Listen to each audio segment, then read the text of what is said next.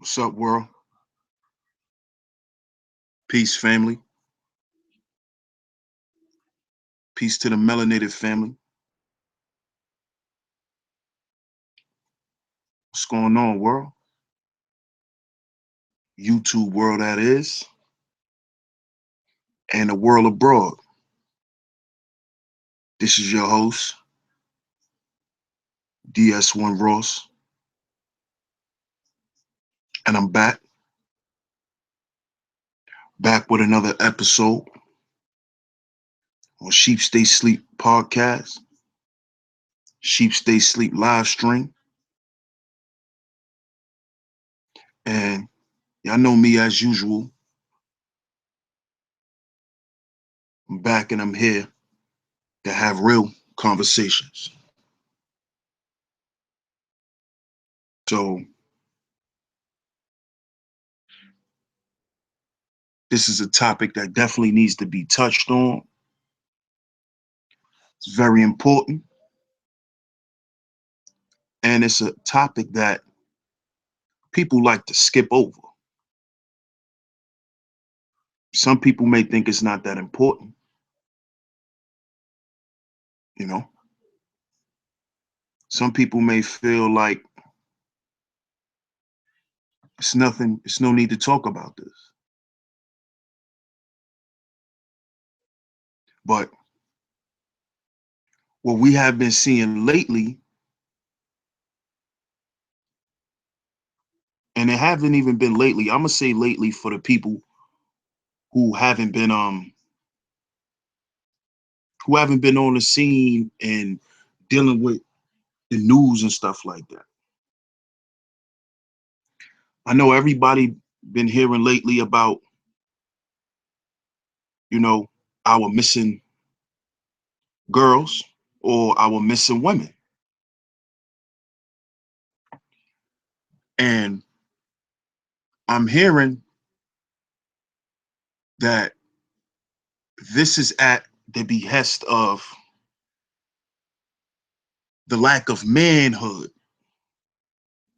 in the Black community. I hear that this is going on because the men are not around. This is what I've been hearing. And I say that because I've been hearing a lot of women, you know, expressing their sentiments on the situation. But I never hear them accept no accountability. Remember that word, y'all, accountability. They're not accepting or holding themselves accountable for what's going on to these girls. Every conversation I heard,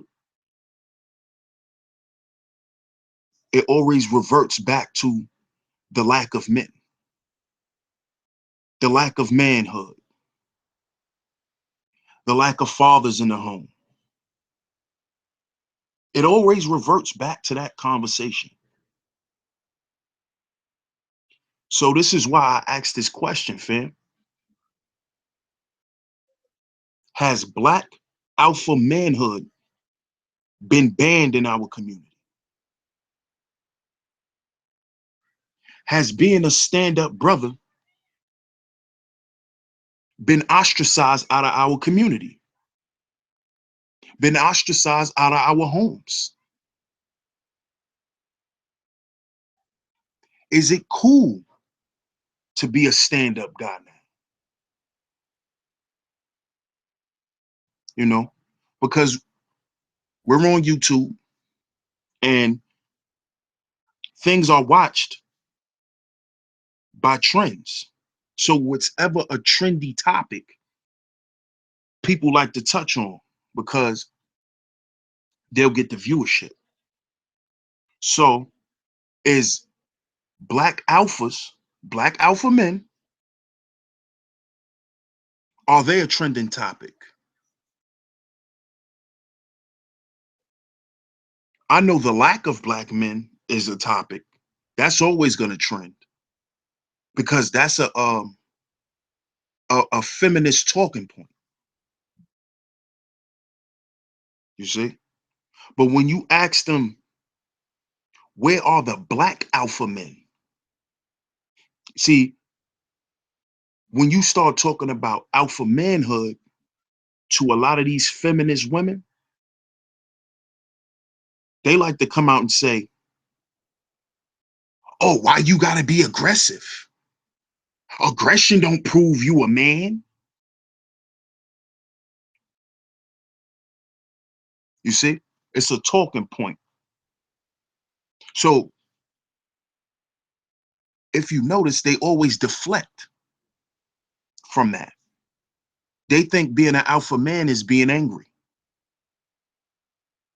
They think an alpha man is being enraged, being violent,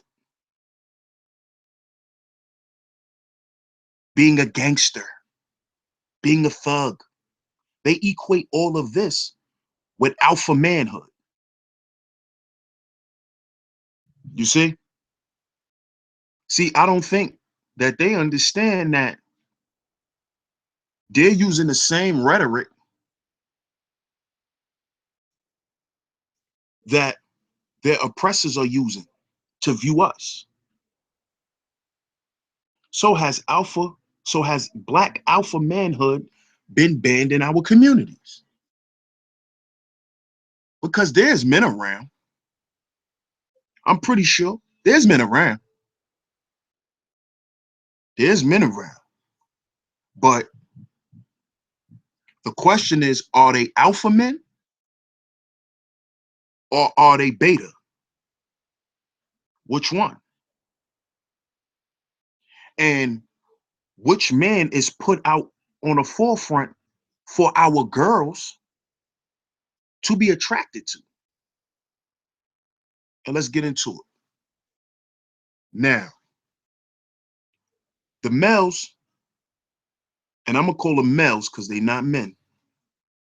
These beta males, they're the ones that are broadcasted and pushed toward our women to date, to be with, to procreate with. The media does not gear our women to date alpha men. Why? Because they're a subject just like the black man. And I don't think our black woman understands that.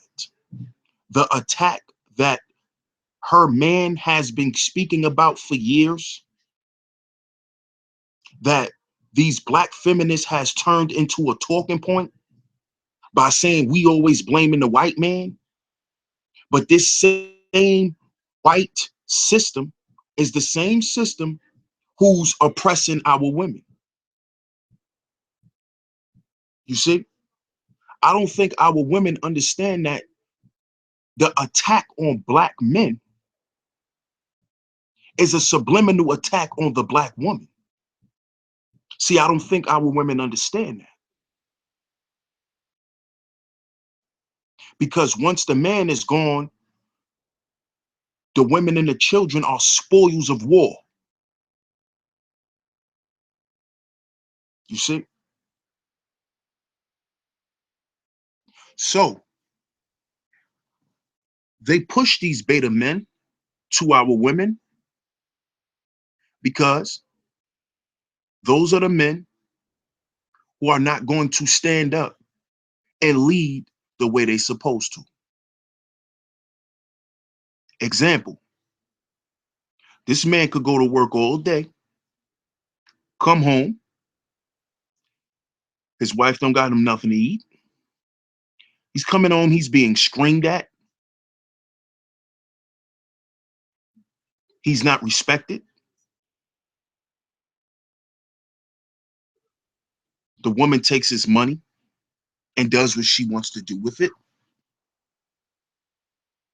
You see, these are the men that the majority of our black women are dealing with now. They're dealing with beta males, weak men, men that's going to follow their protocol. You see? Not a man who's going to establish a foundation based off of his knowledge, wisdom, and understanding. See, that's what a man is supposed to do. He's supposed to set up his household based off of what he knows and what he understands about life and what he done applied. When dealing with an alpha man, that's what he does. You see? So will the children be running around making noise all goddamn night? No, not with an alpha man in the house. Will failure be tolerated in the household? No, not when a black alpha man is around. See, what happens is when you a man that exemplifies strength, resilience, courage, you know what you're called nowadays? A monster. You're called a woman hater. You're called an abuser because you stand up for certain things, because you carry yourself a certain way, and and you require people around you to understand who you are and your purpose, and for them to understand who they are and their purpose. See, this is why they must ban manhood, because then you would have less single mothers, because you will have stand-up men who's willing to uphold that responsibility. You wouldn't have men out here saying, I ain't taking care of no other man child, because what a man understands is what he deals with is part of him and is an extension of him. So if you dealing with a woman and she has children and y'all dealing with each other on a serious level and y'all talking about building something together, her children becomes yours. And if you don't see those children as yours, you're not ready for a family. You see? Not all the time making children with a woman makes you a family. You see? There's a difference between a father and a dad. You're a father by default. You're a dad by duty. And see, when you are alpha man, you understand you have a duty. You see? To protect, to serve, and to provide. You see? An alpha man must also serve. We're servers. That's what we are. Protection, providing. We are servers. We serve our family. This is why the man's supposed to be the sacrificial lamb of the family and not the woman. If push come to shove, the man goes out there, not the woman or the children. You see, alpha men understand that. You see? But why when women come in contact with a black alpha, the first thing she want to do is denigrate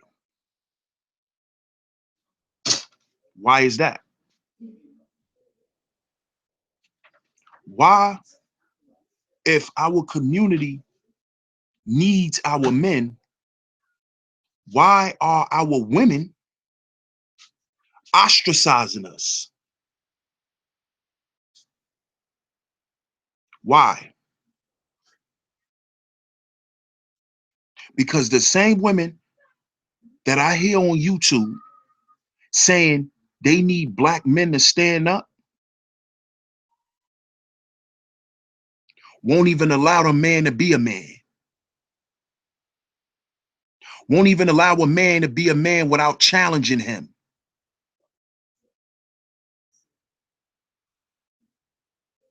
And when I say challenge him, I'm talking about competing.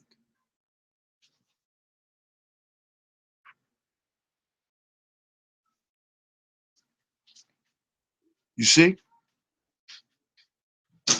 We have to let our men be men. Y'all hear that, ladies? If y'all want a man and he has showed y'all he was a man, see, the problem is y'all don't know that y'all don't even know who y'all dealing with. A lot of y'all women do not use discernment. There go a biblical word, discernment.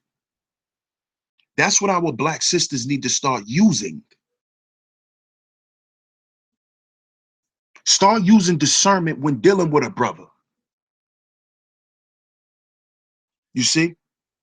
Stop thinking from the waist down, ladies, because a lot of y'all are very superficial in y'all thinking.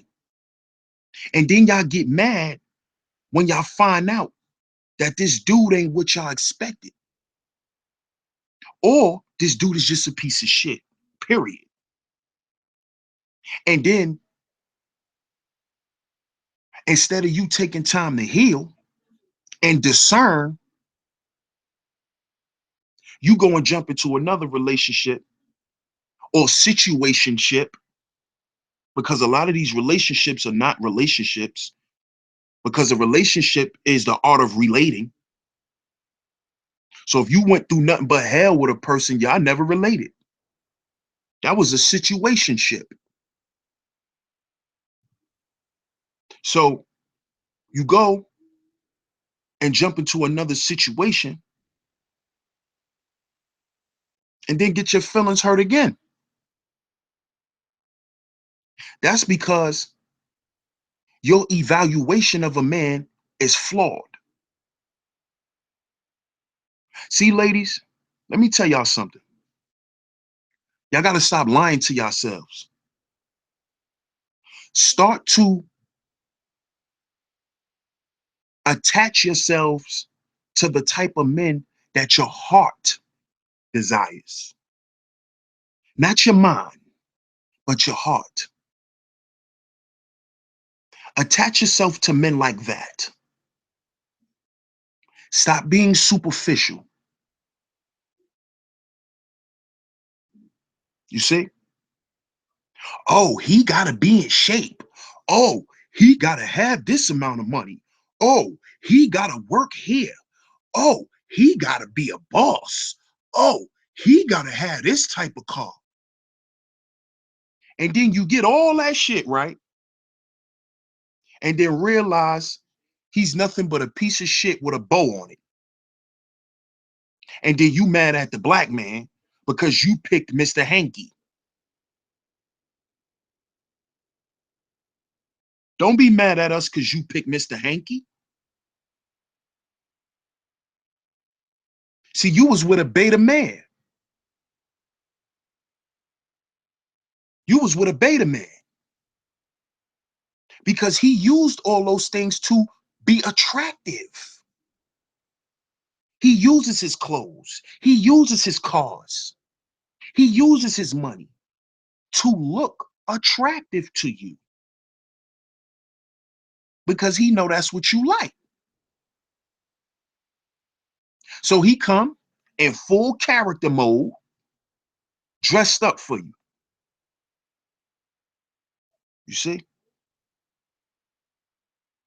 Start attaching yourselves to men who speak core truth. See, that's a characteristic of an alpha male. Core truth, even if it hurts your feelings. See, a alpha man's intentions is never to hurt anyone. You see, our intentions is never to hurt.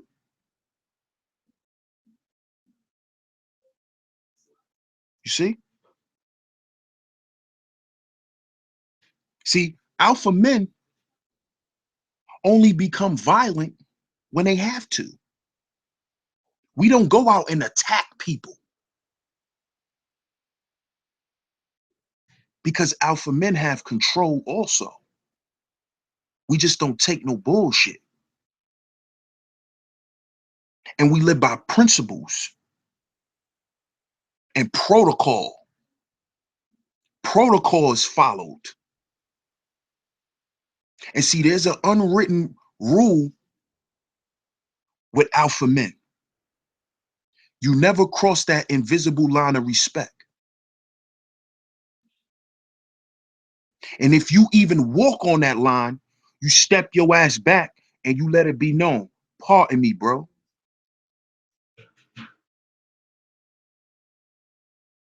You understand? Because when two lions fight, somebody die. So we have to understand alpha men when we're congregating that we all lions. And if you try me, I'm not gonna stop, just like you won't stop. And this is why all the alphas need to create an established brotherhood. And this is why I preach brotherhood,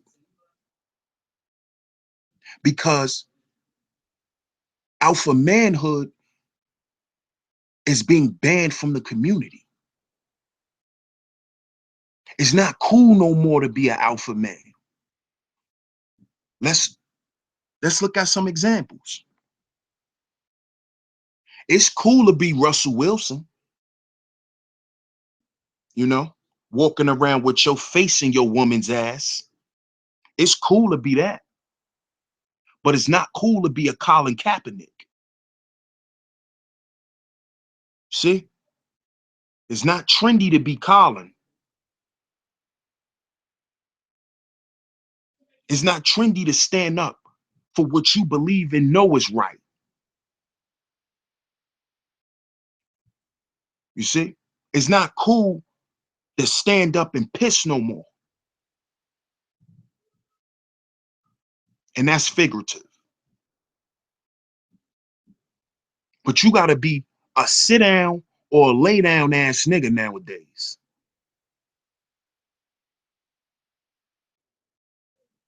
You see? And if you even dare to stand up, we will have our own women saying, nigga, shut up. Shut up. Won't you be quiet? Mm-hmm. And you will have the beta males in the background. Yo, chill, chill, chill. Yo, chill. They about to write us tickets. They about to lock us up. Sit down ass niggas. But then when the police leave, they calling the cops all types of names. Talking about what they want to do to them. But when you in the midst of them, you're a church mouse. You see, that's a form of passive aggression. That's another trait of a beta male. You see? And these are the men that our women are dealing with. Passive aggressive men. See?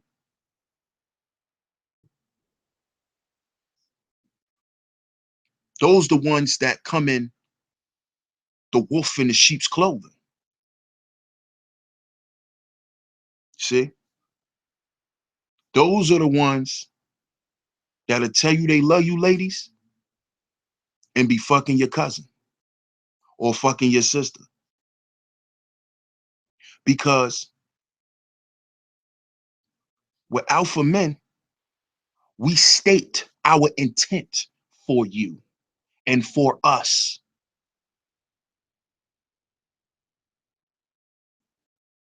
Like I said before, actions speak louder than words, but what speaks louder than both of them are intentions. See, when you're dealing with an alpha man, you can see his intentions by what he do, by how he express himself, by how he solves problems. Are alpha men perfect?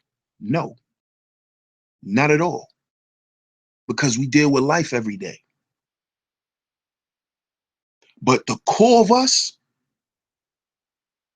is what that man said he is. So, ladies, all those little girls that are missing right now, don't say it's because the men are not around. Say the right men are not around. Say the right men are not in charge. In charge. See, correct yourselves, because there's men around, but not the right ones. Because I'm pretty sure,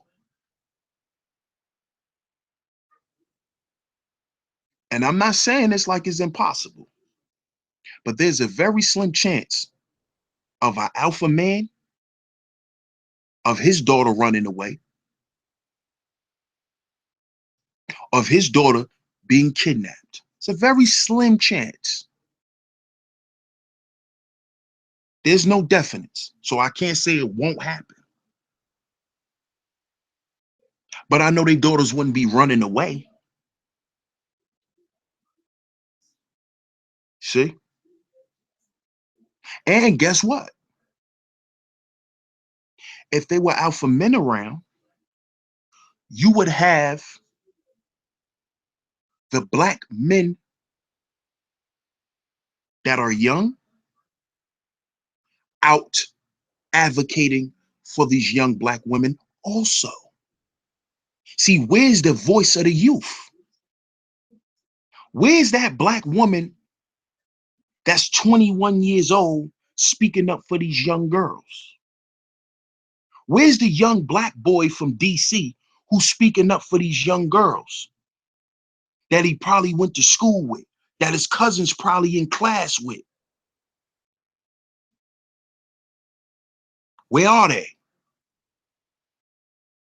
They're non-existent because the alpha male voice is missing. You see? When it's time to speak up, a beta male gonna sit down because he don't want to ruffle nobody's feathers. See? He don't want to shake shit up. See? But that alpha man, when he's on that platform and he's given the mic, he's gonna speak. And guess what he's not gonna do? He's not gonna wither. He's not gonna care who toes he step on. He's not gonna care who draws get in a bunch. And he's not gonna kill who he scares.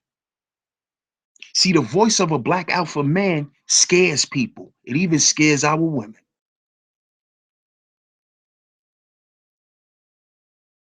You see? Because a lot of our women hasn't been taught by an alpha man.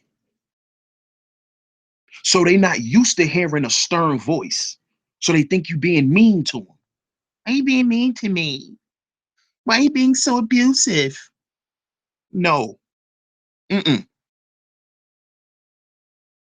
It's not that. You're going to see it as that because you don't want to stand corrected. See? Because everybody like to talk about we at a war, right? Who's going to be out in the front leading the troops? Sit down ass dudes. We going to have Young Thug leading the war? Huh? Choppers and tutus? Shotguns with skirts? Huh? That's who y'all women going to let protect y'all in this war? Rich homie Quan? Hmm? That's who going to be protecting y'all? You think they're going to be on the front line with they nut huggers on and they ripped up jeans and ripped up shirts? Huh? We keep saying we at war. Then why y'all women ain't picking those soldiers? See, I know a lot of real alpha men out here that are single. That are single. They're single. But all these black women out here saying, I need a real man. I need a real man. What does a real man consist of? Because a real man to me is a man who gonna mean what he say what he mean. And that's that. All that other shit is extra. Oh, he got a nice job and he's this, he's that. That's icing on the cake. Real and shit get tight is when you gonna see who you really dealing with. Think about that, ladies. I see, shout out to everybody in the chat. Everybody. I'm gonna ask y'all this, ladies. The men that y'all with right now, if y'all not single, do y'all think if something tragic happened today, will that man go live on the streets with you? Will he sleep in the box with you? Will he find somewhere for y'all to live at in the street? If y'all had to live in the street, will he live in the streets with you? Huh? And that'll tell me the type of dudes y'all dealing with. Because see, what a beta male will do is a beta male will mask himself. And then when shit get rough, he fold.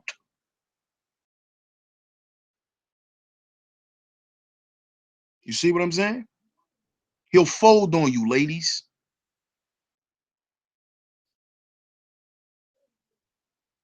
So we really need our women to start promoting alpha manhood. Start promoting that, ladies, on your Facebook pages, on your Twitter pages. Start posting pictures of alpha men, men with intelligence, men that establish things, who set up things.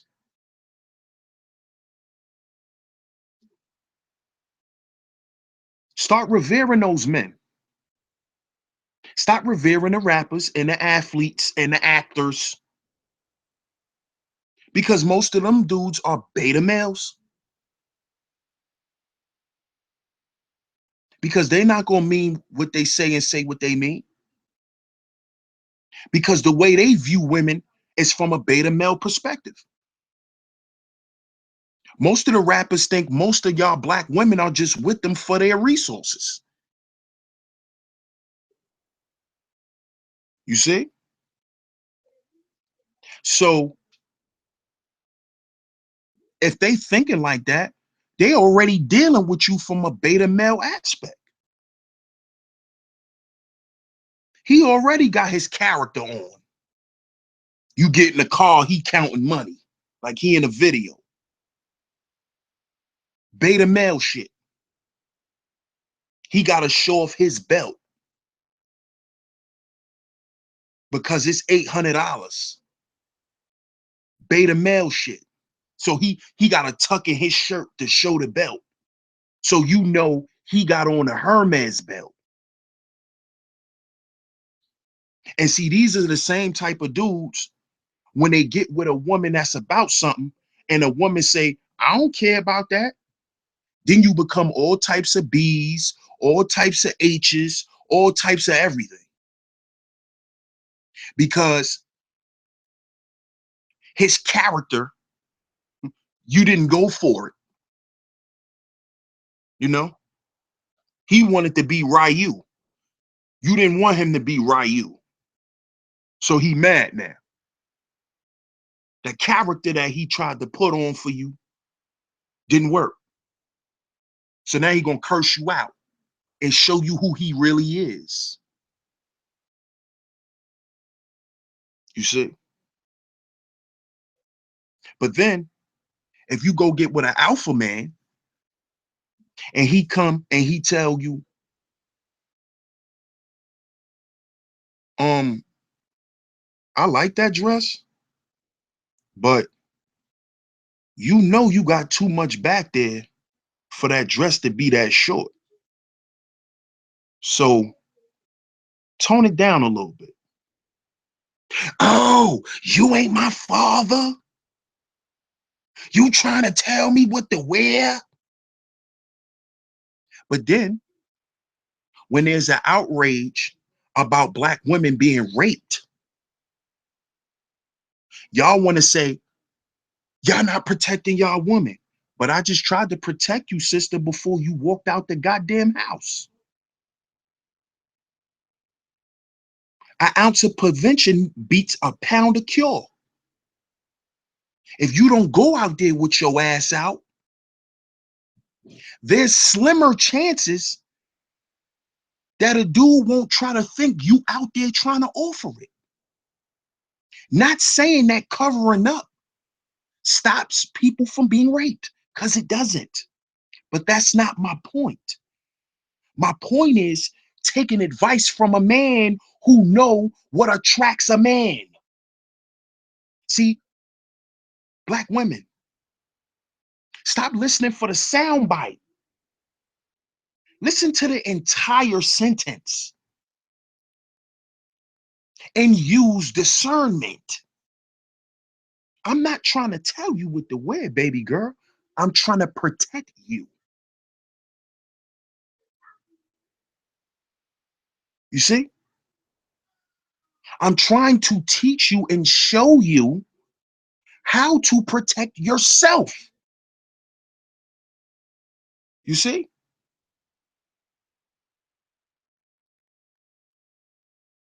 You don't go out there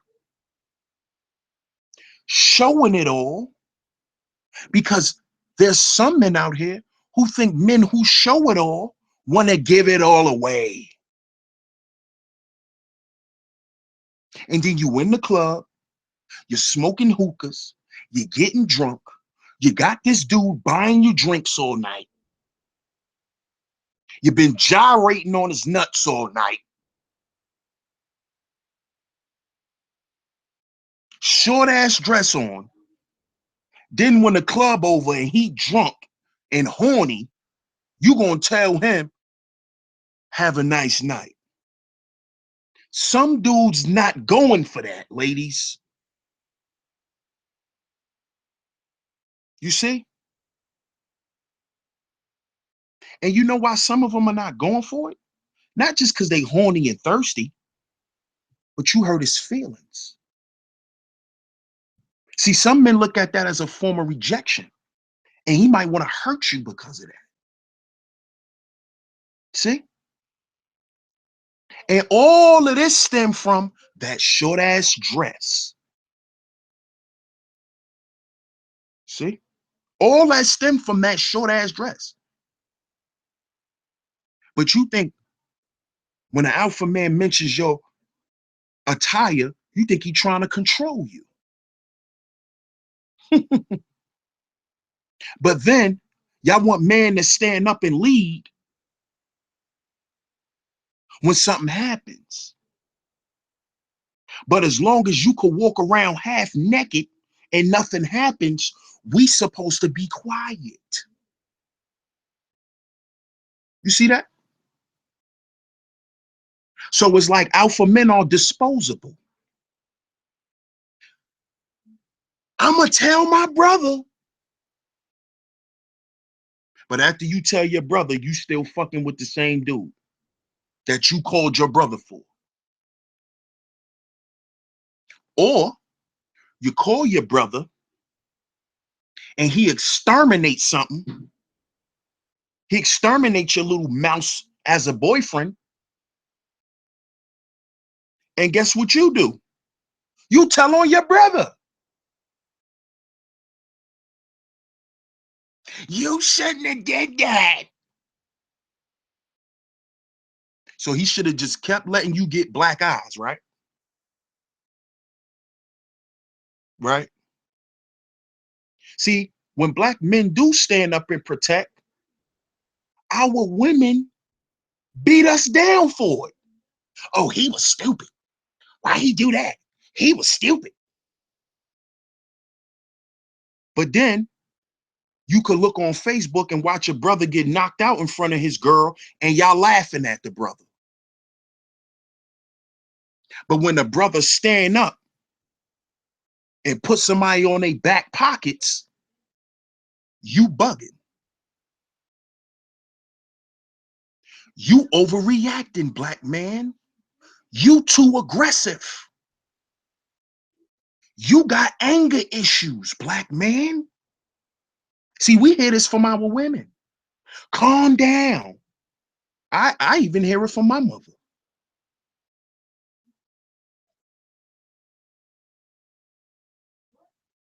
You see? We even hear this from our women and our mothers. Calm down. Calm down. Don't get too excited.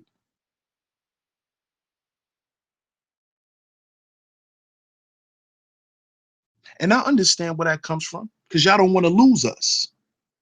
But guess what? If it ever comes to a point where there's a choice on who gonna have to go, I'd rather it be me. Because a woman could always get another man. See? You see? See, a lot of black men out here want to stand firm. But when we do, we get beat down, man. We get beat down. Right now, they have a hit list of black men who do YouTubes. And they are these black women. These are black women. I'm not going to say just black women, but these black feminists, because that's what they are, because they call this activism. They think what they're doing is helping the female race by eradicating black men.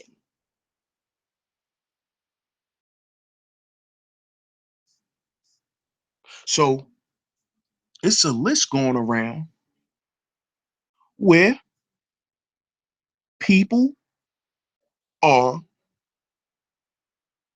getting shut down at the hands of black women. Black men's YouTube channels are being shut down. Now, I brought this up because I wanted to touch on one brother in particular whose name on there who should not be. and he's an alpha male, Tariq Nasheed. Now, all of the contributions that this brother have gave us in this black conscious community, and these black women have the nerve to try to out him.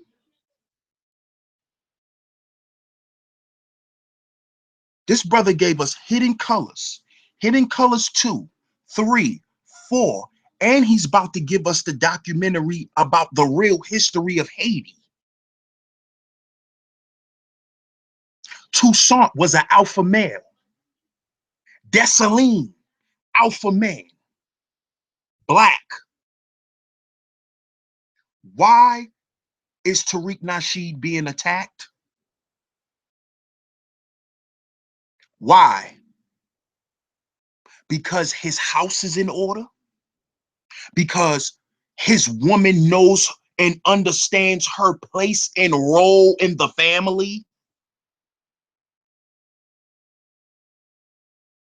See, when a man has a black woman and she understands her role and her position, other black women who are out of control and are out of position like to call those men pimps. Oh, you pimping her. Nah, homie.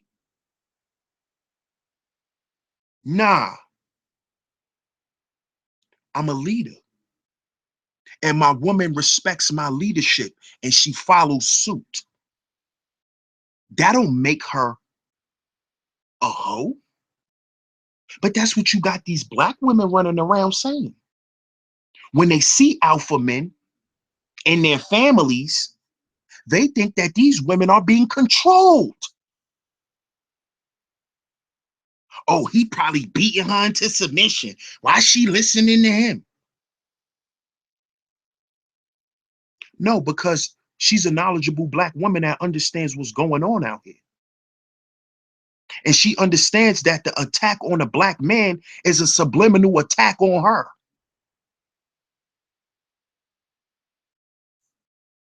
You see? So this is why they hate Tariq Nasheed. Why else? Why else is he on that hit list? He don't make videos ousting black women. He just keeps it real and tells the truth. To do what? Shame the devil. And when you got black men who speak core truth and represent themselves in a certain light, they're gonna be ostracized, man. You see, this is why they made sure they locked up all of our street organization leaders that they like to call gangsters. You see, they like to call them gangsters. Larry Hoover, Jeff Ford,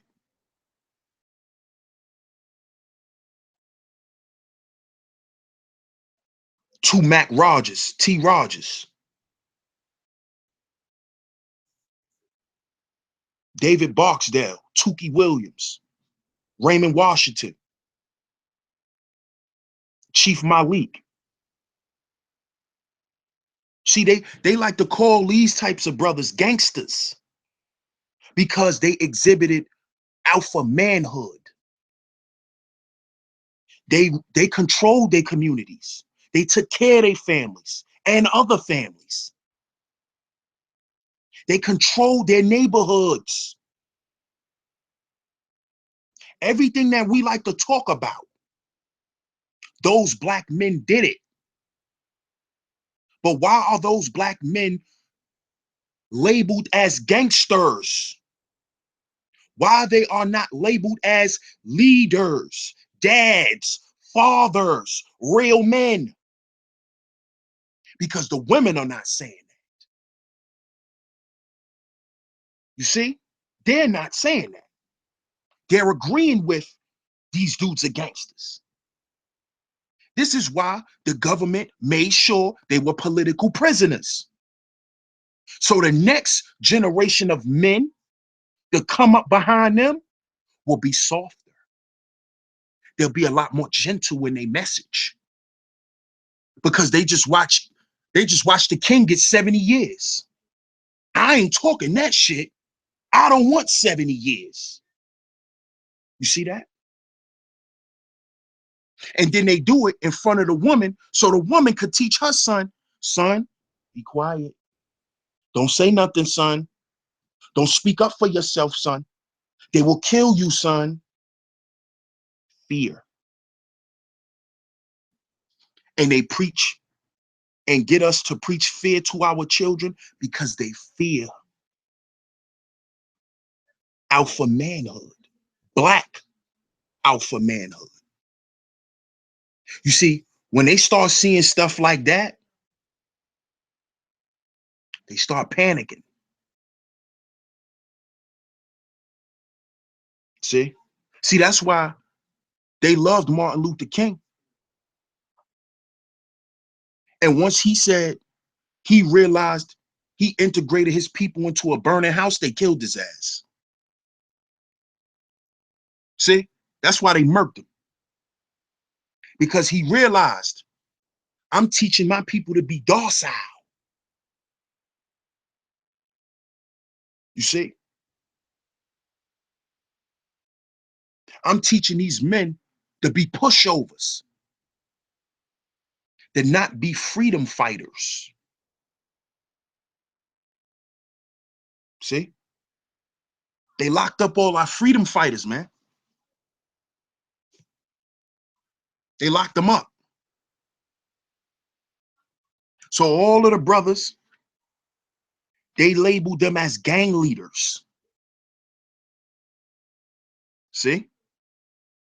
And they even came up with a law where if you run a street organization on any level, they can indict you and give you a certain amount of time because of it, because of your status. And see, brothers like Jeff Fort, Larry Hoover, see, brothers like them,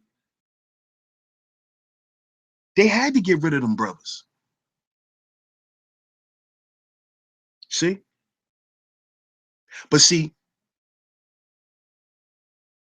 like I said before, our alpha man speaks core truth because it's through his intent that he expresses himself. And now today, King Hoover's youngest son, Tyree Hoover, is running to be the mayor of Chicago. This is why Trump is talking about sending the National Guard out there, family. We got to pay attention. Don't read the line, read between the lines.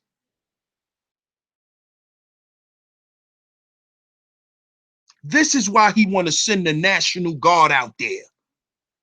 He ain't trying to send the National Guard out there to stop nobody from being killed.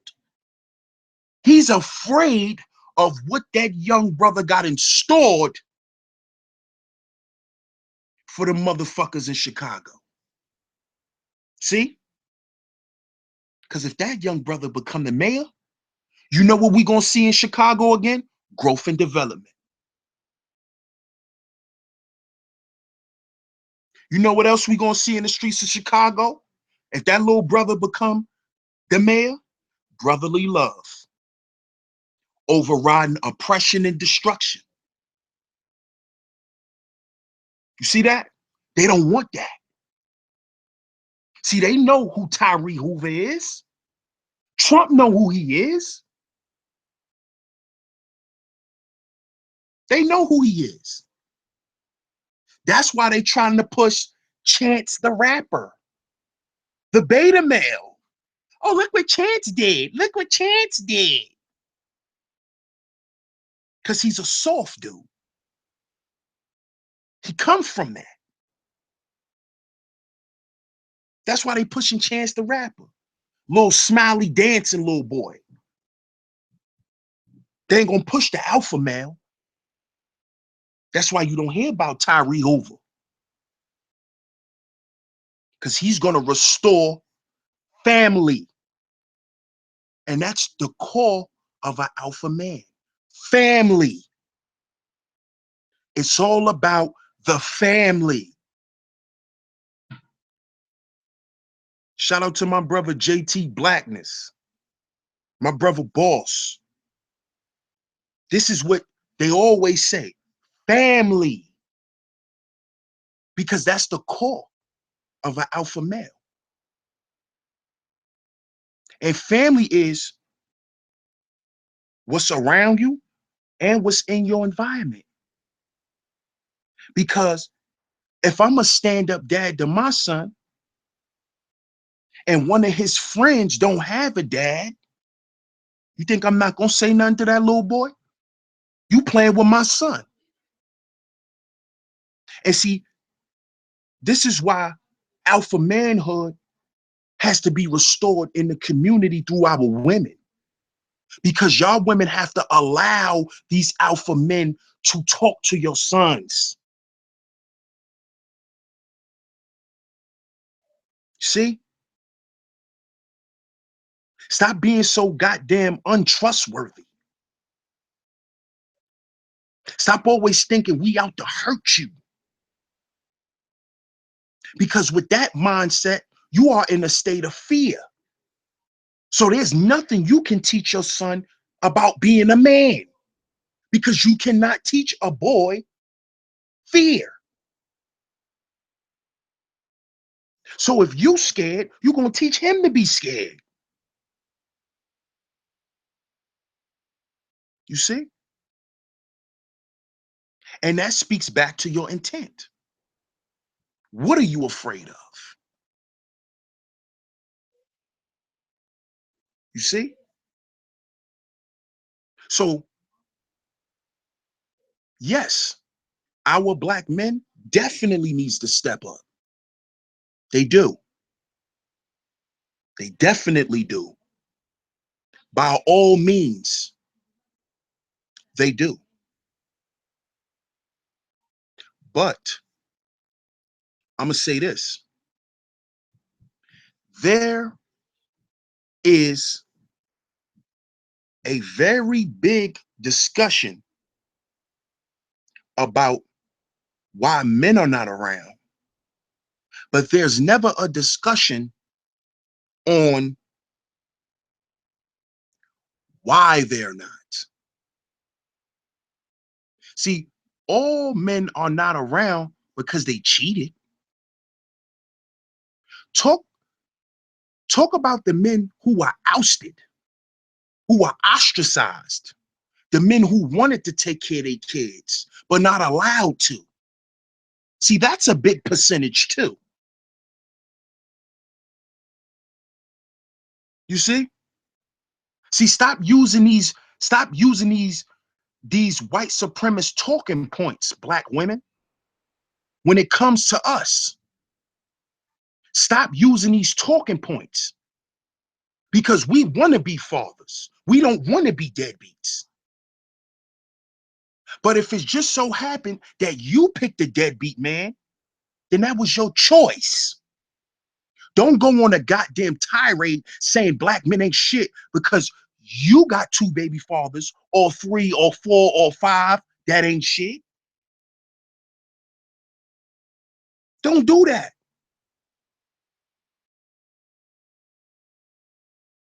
Because see, we got to remember something, family. We set the tempo in the universe. We set the precedents.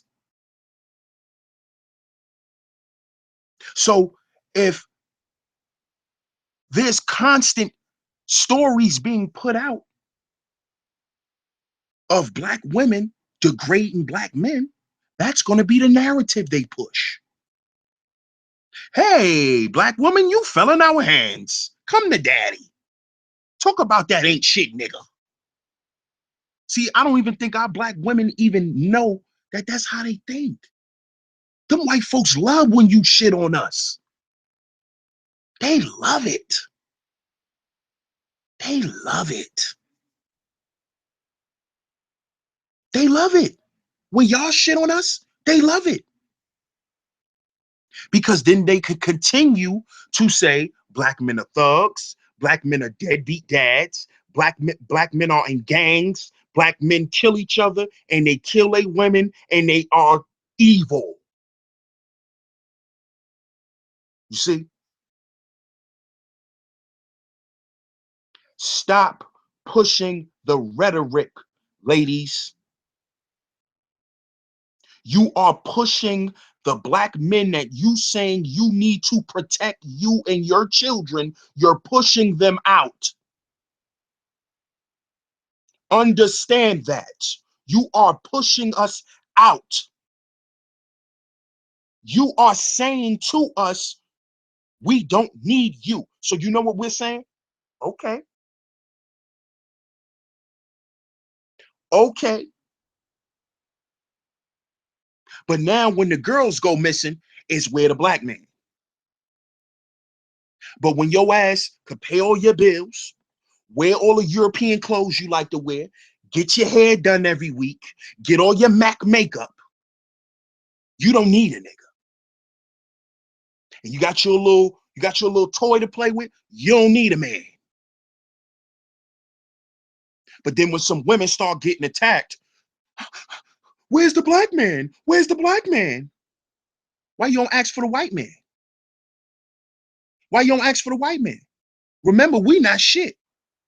Remember? Remember the narrative y'all helped these people push? Y'all helped them push that narrative. So now stand behind them when y'all asses is up shit's creek. Stand behind them.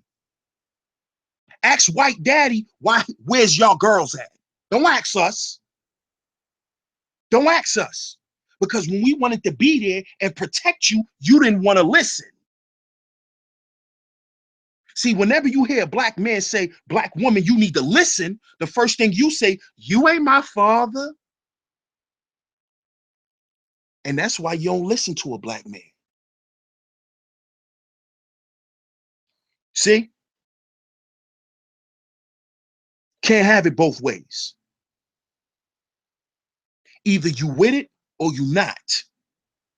Either you gonna take instruction or you're gonna reject it. You see? And see what y'all better realize is that y'all either gonna agree with us or agree with them. See, that's where we at now. That's the climate we in now. It's either you with them or you with us. No matter how fucked up we may be. You with them or you with us. Make up your mind. Because a lot of black men are checking out. There's a lot of black men following that MGTOW shit. Men going their own way. What the hell is that? What is your own way? Last time I checked, men go the women way. We don't follow women, but we want a woman. Where the women at? But now you got black men following the MGTOW, which was created by white homosexual men who say that they don't need women. All we need is each other as men. That's what MGTOW is about. And there's a lot of black men who's following that because black women have beat us down. You like to talk about how you've been abused by the black man? Well, welcome to black men being abused by you guys. And I don't want to hear, I learned how to abuse black men from a black man. I don't want to hear that shit. That's a cop out. That's called deflection. I'm not with all of that. Cut that shit out.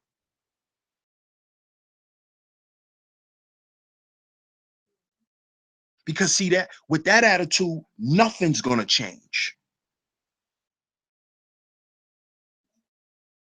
So whose side you on? Are you on the side of your strong black man? Or are you on the side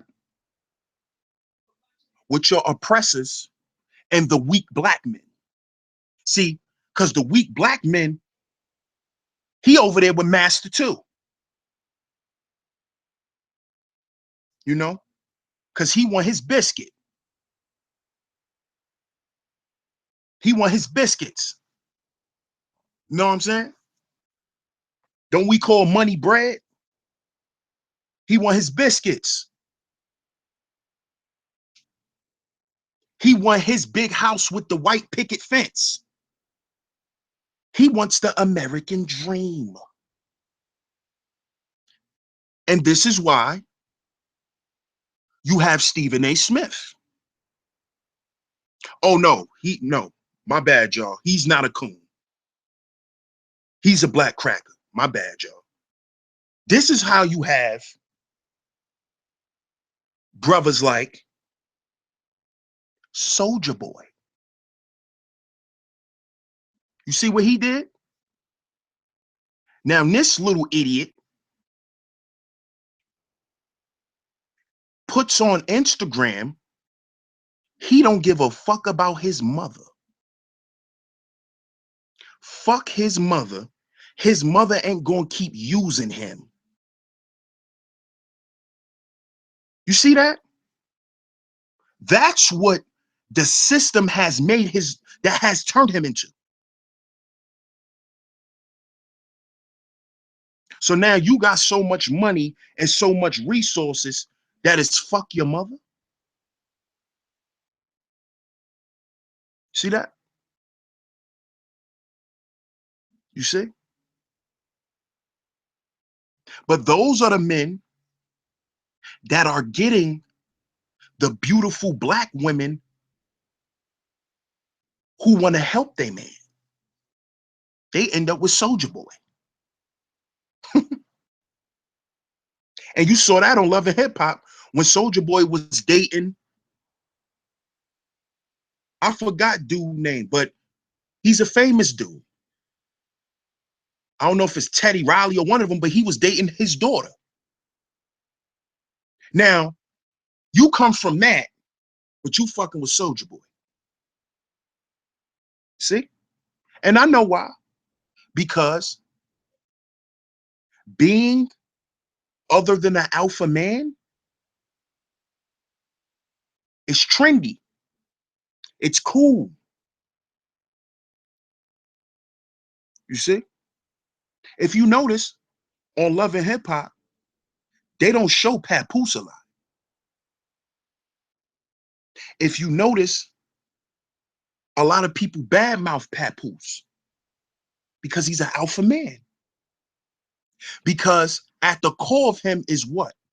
Family. What did he establish with Remy? Family. He waited for her 7 years. He waited 7 years to be with the woman he loved. But that's not honored nowadays by y'all women. That's not honored no more. He's looked at as a simp. These are what good alpha men are looked at as in our community. Simps. A Captain Save-A-Ho. That's why I did the show about that.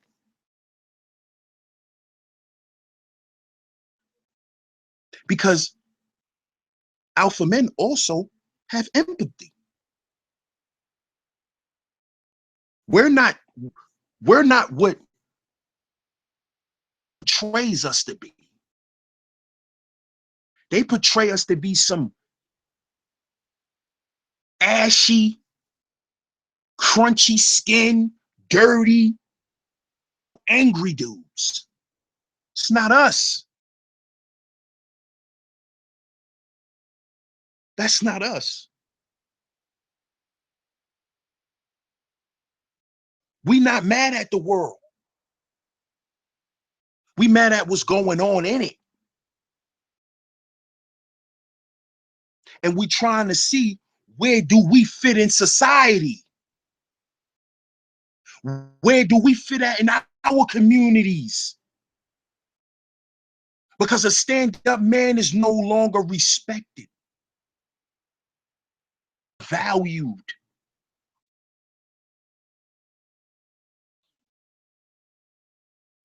It's a thing of the past.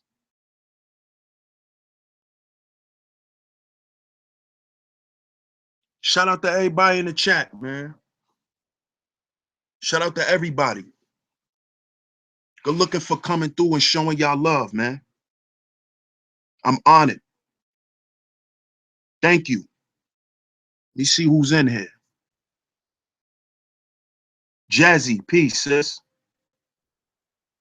Peace, Empress. Peace. Sister True Royal, peace. What up, Bridget? Peace, Robin. Truthfully honest, shalom, sister. How you doing?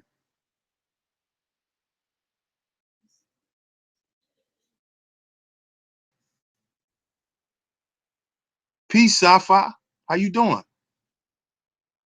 Great to see you back. Chief, peace, G. How you?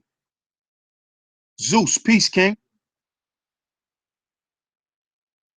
Boss Lady, peace, sister. Welcome to Sheep Stay Sleep live stream. D-Red, the OG, peace.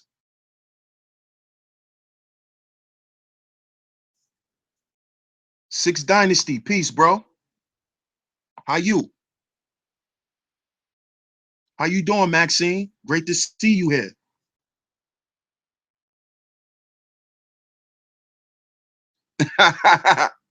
Like a grandfather chin checking you. See.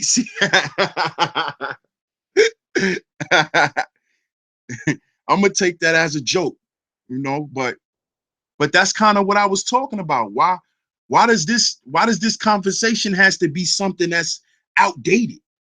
You know what I'm saying? why why isn't it trendy? This is my point, sis. Why is this type of conversation and this way of life, why is it outdated to everyone? What is the new way of living? What is the new way of being a man? I'm only speaking on how I was taught. I was raised by my father. So I'm only speaking on how I was raised and how I was taught. Why is that outdated though? Why does it have to be, compared to a grandpa? You know? And I'm not trying to, slight you or anything, sis. I'm just asking, because I hear a lot of sisters say that. You sound like an old man. I always hear that.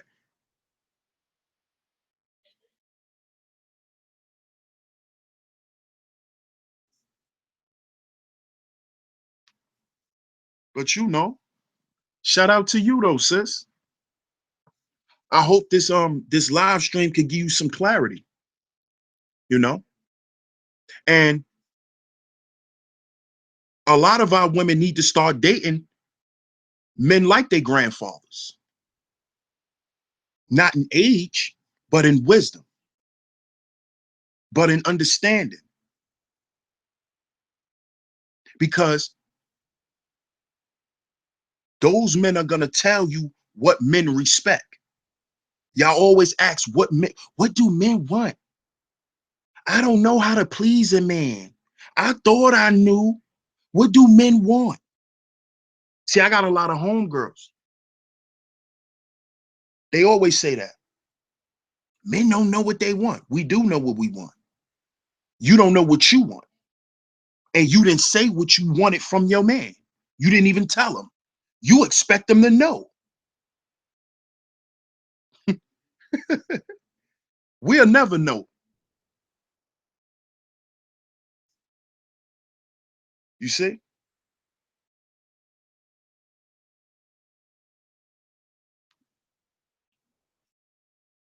So do y'all really think that black alpha manhood is being banned from our communities? Do y'all really believe that? I want to ask y'all that, sisters,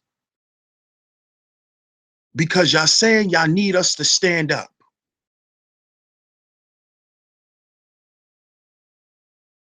Y'all need us to stand up, right? But when we stand up, let's not hear you think you my father. Let's stop saying that, ladies, as a solution. When a man you're with decides to stand up and to take that position, let's stop beating them down, ladies. Because see, what women don't understand too is that y'all cut men with y'all words, man. Y'all could destroy a dude's whole day just off what you say to him.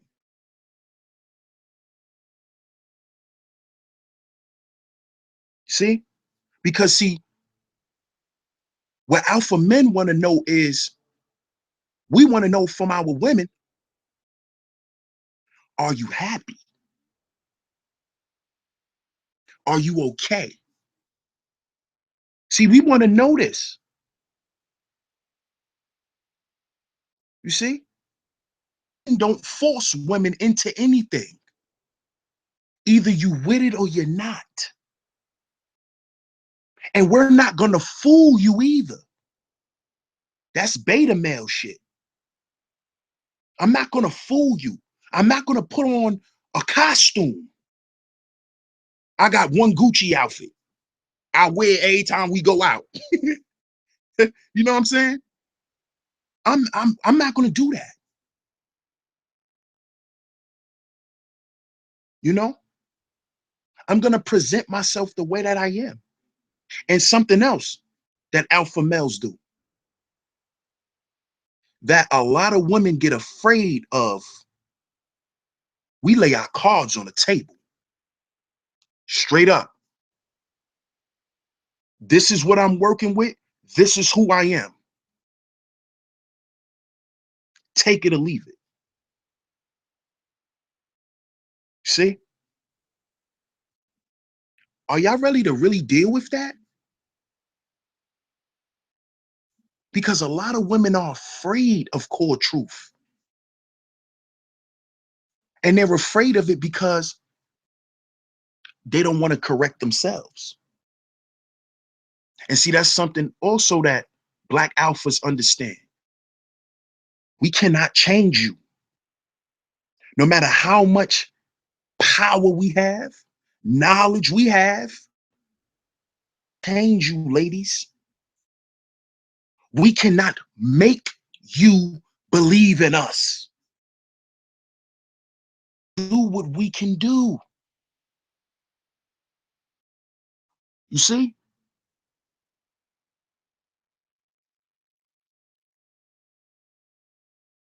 So we can't change y'all, but we'll work with y'all.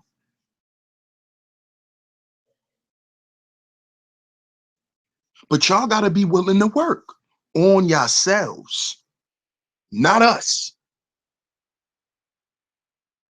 Don't try to tweak your man. See, a lot of women, they'll get with a dude who's an alpha, and then you know what they do? They try to tweak him. Oh, well, but you don't have to say it like that. You could have said it like this. No, I could have said it the way I say it. Don't tell me how I could have said something. Because then if I tell you that, now I think I'm your father. But when you tell me that, you giving me good advice. Listen to that, ladies. Y'all know that that's hogwash. Y'all know when y'all say stuff like that, y'all just trying to control a brother. Y'all know that. So cut it out. Cut it.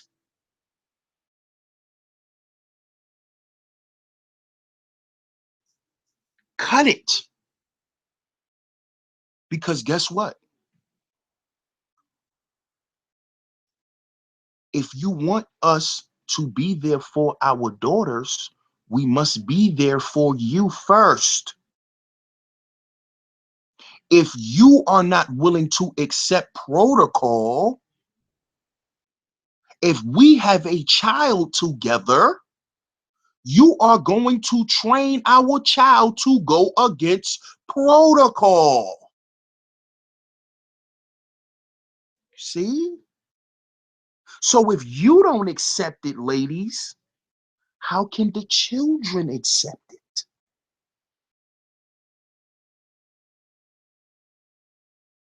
You see? And I'm talking to the women in the Black community. I'm talking to us. I'm not talking to the world. See, we get caught up in shit and start thinking we the spokespeople of the world. No, speak for the people around you first. Let them hear you. Let them respond to you. This is not an integrated message. This is for me and mine.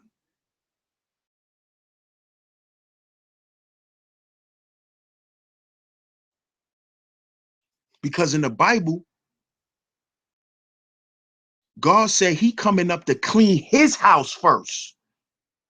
He coming to clean his house. So who in his house? His people, right? So we need to clean up our house. That's what we need to be doing. So let's not deflect.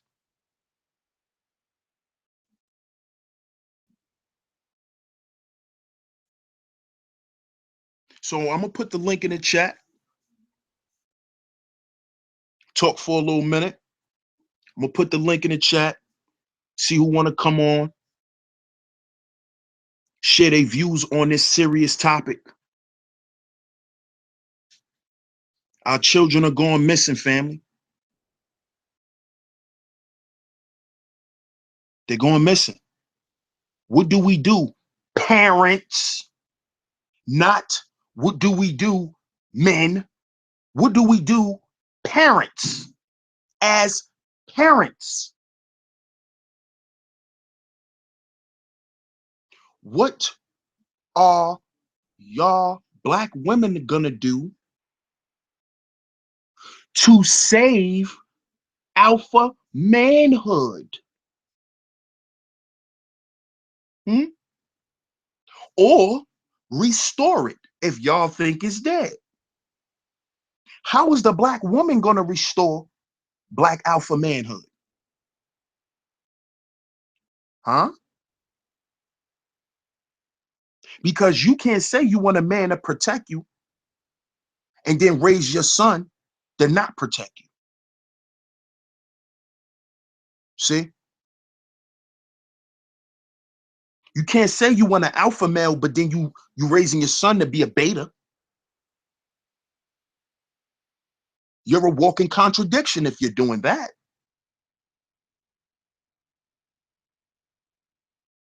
And that shows at the core, you really don't want alpha manhood because you don't even want your son to be an alpha man because you're afraid of him being killed by the police or by somebody in the streets. I understand. My mother's still afraid for me to this day because she know how I am. And she knows that when you a black alpha, you're hated. You're secretly hated because the beta males want to be like you, but don't have enough courage.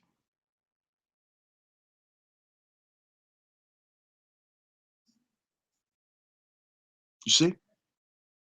And those be the guys who will take you out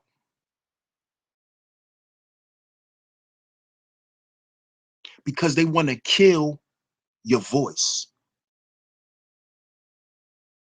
And what these black feminists got to understand is y'all are killing our voice. Y'all are trying to destroy the presence of a strong black man. Y'all are helping y'all oppressors do that.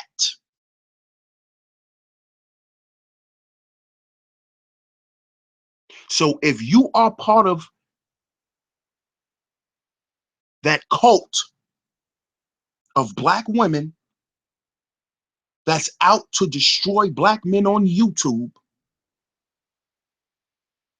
you are controlled opposition for the enemy.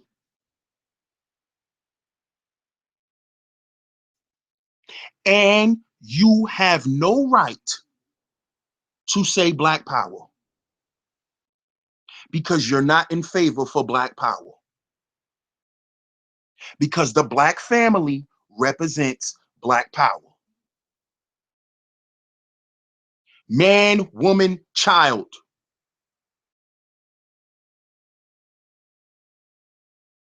And that means the man out in front, not behind, Russell. You're not supposed to stand behind Russell with your face in her ass, Russell. You're embarrassing black men, Russell Wilson. But if Colin Kaepernick would have told Russell Wilson that, you would have had a bunch of women who like him because he's cute and because he's so nice and he's so sweet, attacking a real man who's telling another brother to stand up.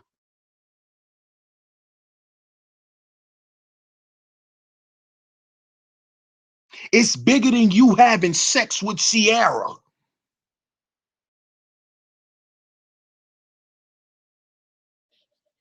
See? What you doing, Russell, affects that little boy who she's holding, Russell. He will follow you, Russell. But if a black man would have stood up and said something, there'd have been a million black women trying to take his head off.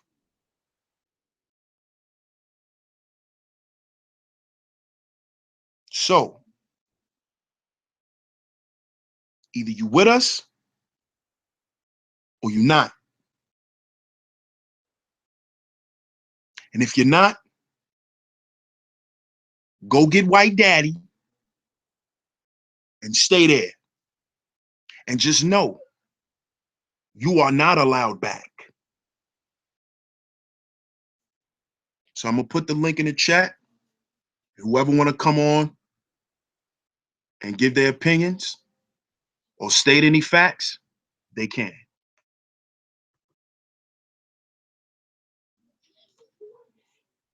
There's the link.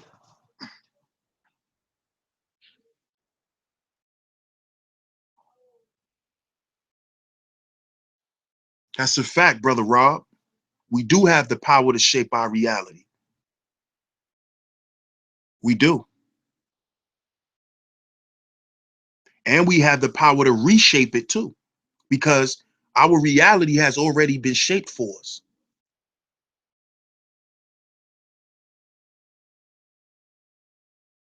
But see, that's why we have to deprogram. Once we deprogram, we'll be able to reshape our reality and will not fall for the propaganda.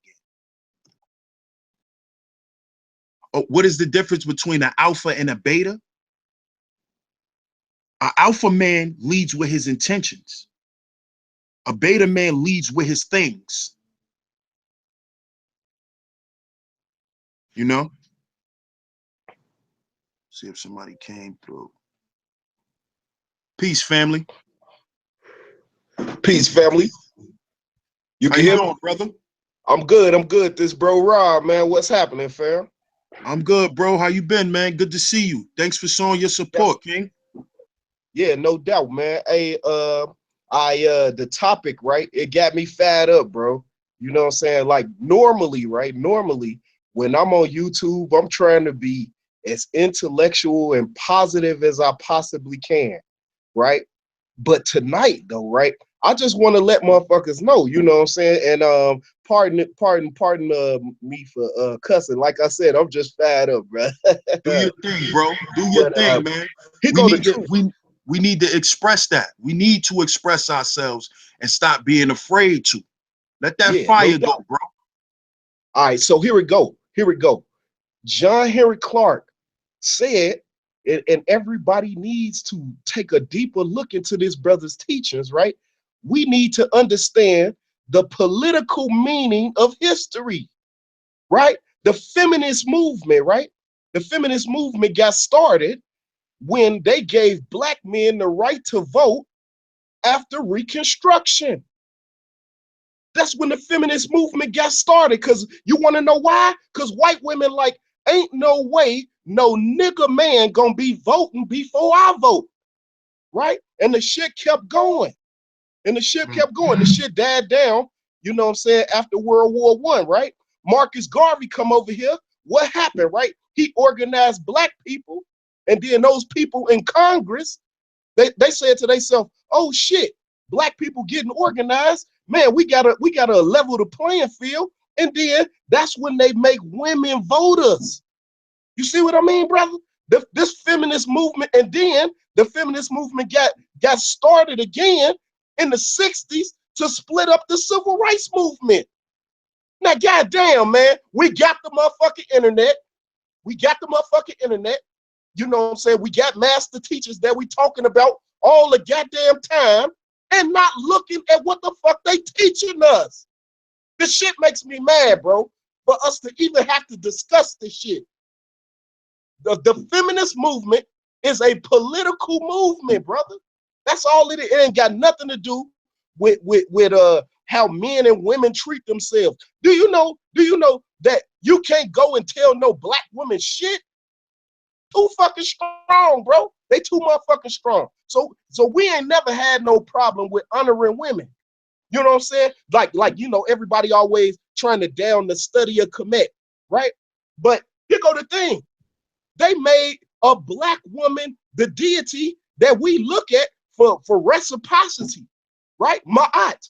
So they had no problem with making a woman a god, right? But every time you seen her, right?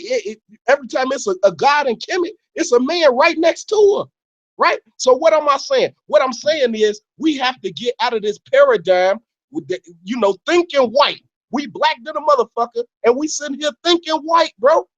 You know what I mean? The only problem is, in the thinking. The thinking. I know I'm all over the place, but this thinking came out of slavery, right? So, say for instance, you got a son. You know what I'm saying? You got a son, and he looked like he gonna be strong. His daddy was strong. Oh, the mama like, oh, just do what the master say. You know what I'm saying? And so that's where these thinking come from to make a man a beta. You know what I'm saying? That's where the thinking come from because a mother was trying to protect her son. But now that time has passed. This is a time when we need strong men to stand up and tell a motherfucker, hey, son, I'm gonna shoot you. You know what I mean? If your ass gonna choke women for stealing eyelashes, guess what? I'm about to come in there and I'm gonna beat your ass. I'm gonna burn your motherfucking business down. And then when you get your insurance money and rebuild that motherfucker, we ain't coming back. Time to stand up, bro. I teach my sons to be men, bro. Men. Men. You know what I'm saying? And all this feminine shit. Like, people act like they ain't heard about Global 2000. This shit, man, this shit is crazy, bro. They it, it's so many people that's talking about how the shit happened. Is no need for us to be debating should we be still supporting alpha males. It's no fucking reason. It's no fucking reason. We know why they want to destroy alpha males, because they want to destroy us. It's in the food, it's in the air, it's in the water, it's in the educational system, it's in the judicial system. I mean, what the fuck else do we need to see in order to wake the fuck up? You know what I'm saying? I mean, it makes me mad, bro. It makes me mad. And then look, right, you know what I'm saying, professionally, I work with kids. You know what I'm saying? I got two little boys. I got two little boys. They used to be little boys. They go to my school right now. I have to protect their ass all day. Please don't kick his ass. Please don't snatch his wig off. Please don't. You all fucking day. You know what I'm saying? And the shit grow out of, motherfucker just basically turning a blind eye to what's in fucking front of you, bro. You know? So you know, that being said, I'm a regress. You know, I see you got other people wanna speak. I definitely want to hear what D Red got to say on the subject, and also the Queen. But I'm a regress. I do my best to try to be as positive and intellectual as I can, but I just couldn't hold it in today, fam. Just couldn't be. It's all good, bro. It's all good. Salute, King. Peace, Yes, sir. truthfully honest. How you doing, sis? How you doing, King? Um, I just wanted to try to speak for the ladies for a second, as much as I can. I I think there's damage all the way around, and I think that the white man made sure he left that there for us. So when we did try to regroup, climb over that wall first. So we got so many stumbling blocks in front of us, and the black woman does too.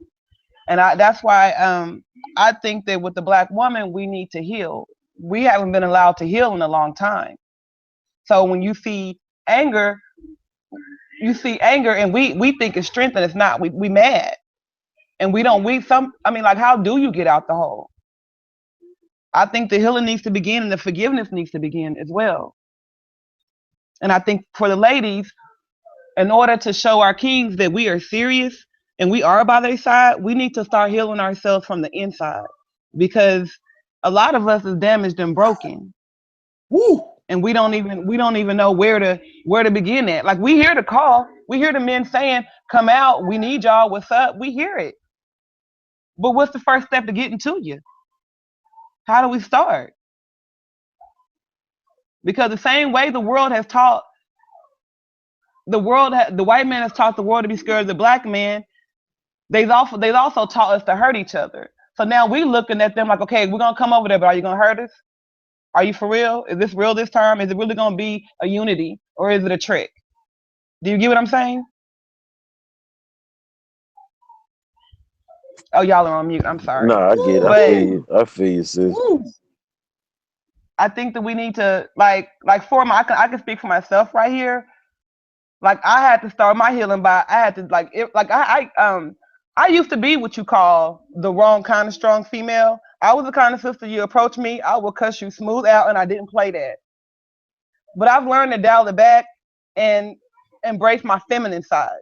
And I realized I didn't have to wear that. I didn't have to wear the pants side of the strength. I could still have strength and be the woman and stay in a respected lane.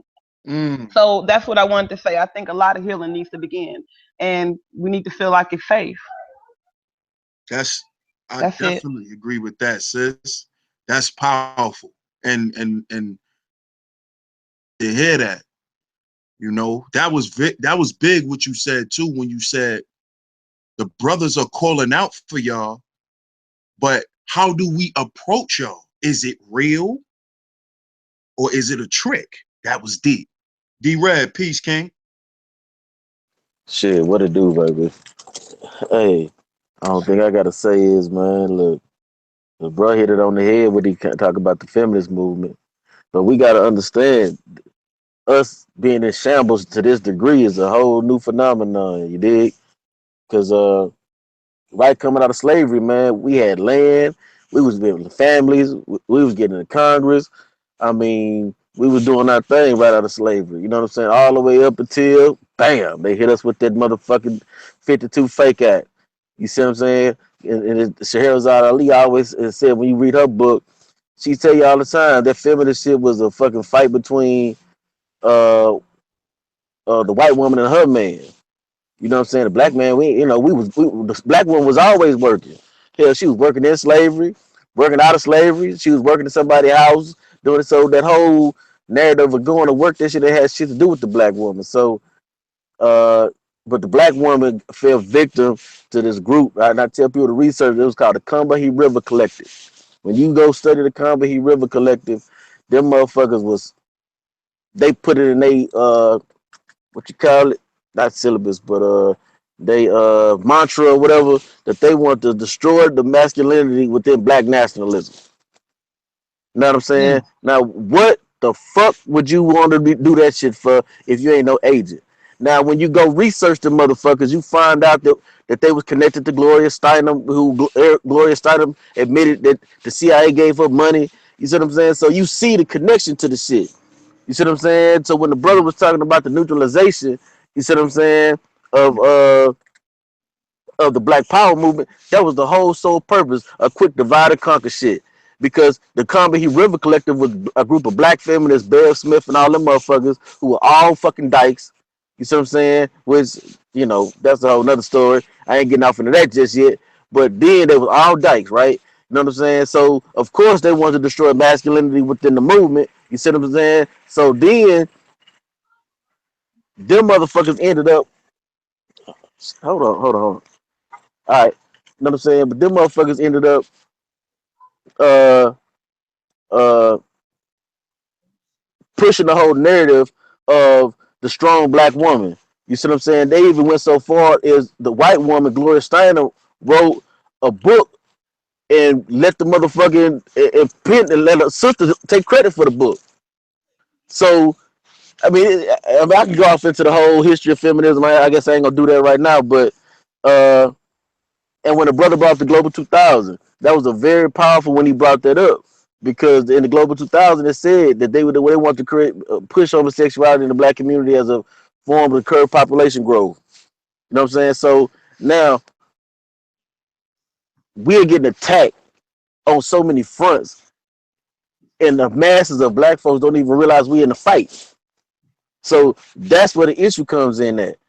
And when the sister said the sisters need healing, that's something that black men, we got to grasp the concept of. Now, we can't, as a black man, I always try to tell brothers, we can't want all the glory, but don't want all the blame.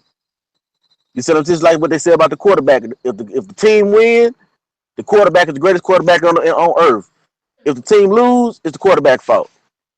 So if we're gonna be the quarterback of the goddamn community, we gonna have to assume responsibility and understand the psychology. If you say you love black women, you gotta read books upon black women. You know what I'm saying? I ask black men all the time. You say you love black women, but have you read the five love languages? Have you read Men Are From Mars and Women Are From Venus? Have you tried to study the women's hormonal makeup so you can better understand how to communicate with her when she's dealing with her womanly issues? Have you took the extra went the extra mile before you went to condemning? A lot of times, Mm, brothers are not going the extra mile before they get to condemning. We'll sit up there and say, well, the black woman, she a bitch. But do you understand why she a bitch? How many niggas that she went through that didn't want to work? And she had to pay all the goddamn bills. You see what I'm saying? Because this nigga was a trifling ass nigga. You see what I'm saying? How many times has she done that? So now when you come in, you may be this alpha male, but that nigga portrayed the role like he was alpha male too. So now she looking at you cross-eyed. Is that her fault? Or is it our fault for not creating? Now, is it the brother's fault that didn't work? Maybe he was in a situation where he just got out of jail and couldn't find a job. Maybe it was extenuating circumstances. So it's not as black and white. It's so many shades of gray in the middle that we gonna have to address some of these issues. You see what I'm saying? We're gonna have to figure out a way to get these brothers jobs because black women, they taking care of their business when they come to going to college. They taking care of their business, so their economics is right. Now we gotta figure out a situation because ain't no woman finna try to hear you talking about no alpha and she paying all the goddamn bills. It ain't gonna work. You see what I'm saying? So what we gonna have to figure out a way to do is create a situation to where the brothers can come in. He got a trade. He doing this thing. He bringing something to the table. Now the sisters, we already know they handling their business. So that ain't even that's not even the question. So now if you come in on your note, she ain't gonna have no choice but to respect you as the alpha man that you supposed to be. But you can't come in that motherfucker. You know what I'm saying? And move it. And motherfuckers get mad when I say this. But as a man, you can't be moving into her shit, driving her car all this on extracurricular ass activities, but want to talk about you a motherfucking alpha man. Shit ain't gonna work. You see what I'm saying? So we gotta, as Malcolm said, we gotta straighten up, clean up. You know what I'm saying? Then we gonna get the motherfucking respect that we want. It's our job to sit down as men to be talking about how we are gonna police our community so our girls can come home safe. It's our job. You see what I'm saying? See, that's the whole issue. We want to talk about alphas, but we don't want to walk about alphas. Nigga, fuck all that talking. You see what I'm saying? Alphas is what you do. You see what I'm saying? I want to see more brothers talking about, hey, nigga, I created this motherfucking program to walk the kids home from school. Why? Because shit, nigga, if you an alpha, nigga, alphas do shit. Alphas don't talk shit, niggas, alphas do shit. So I think our issue is the sisters are sitting back saying, you know what? Fuck it, we gonna do it ourselves. And you can't get mad at the sister for not respecting you if she feel like, nigga, I'm doing this shit myself. So we as men, it's our fault.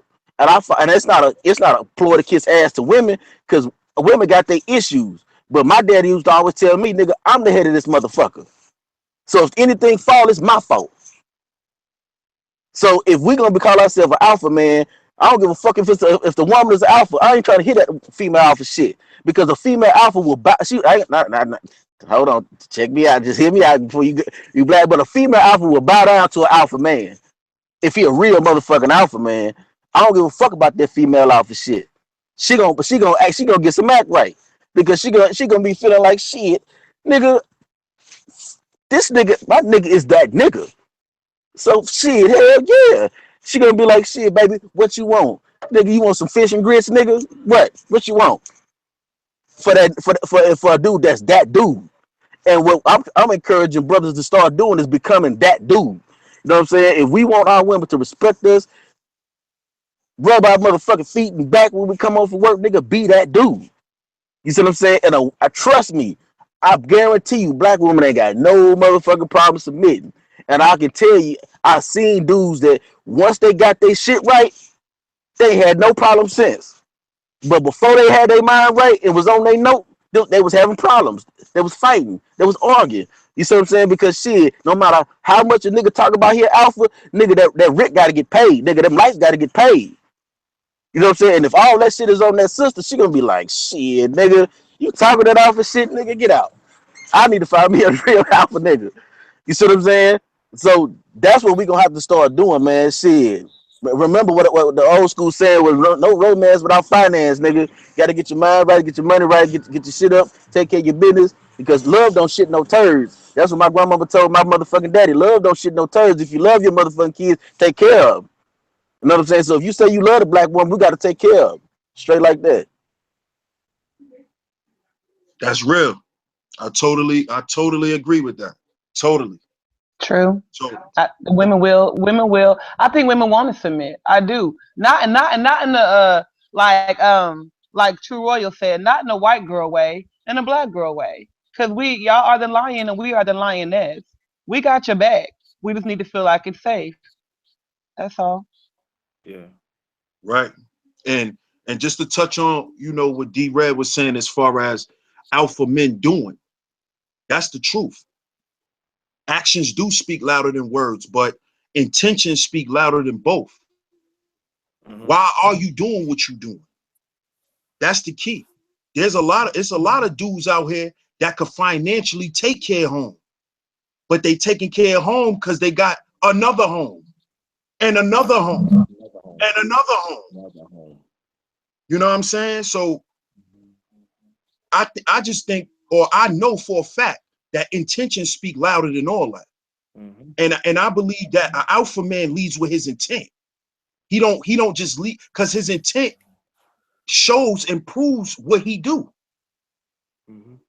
If your intentions is to create a family and to have a family, you're gonna do what's needed.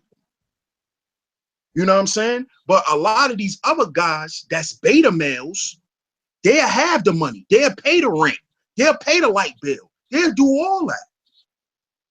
But they doing that to keep you comfortable. So when he do that, he could leave and go to the next house and do the same shit there, and do the same shit there, and do the same shit there, not being responsible.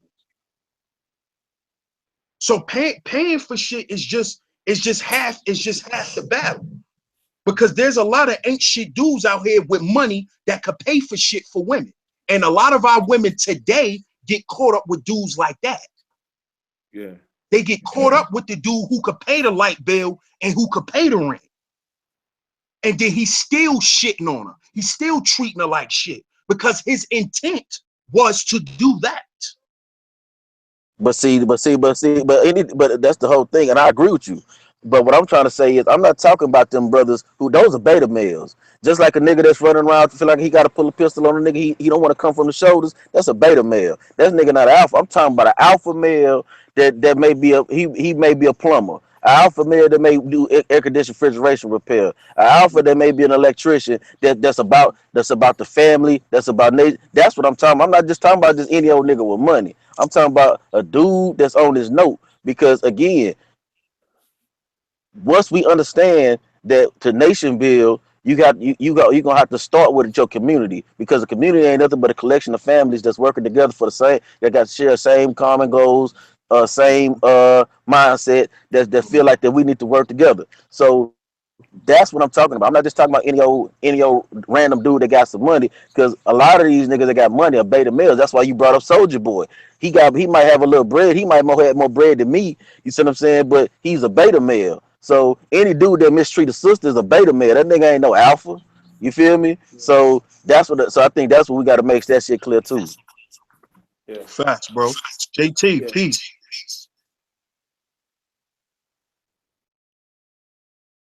Okay. Here I am.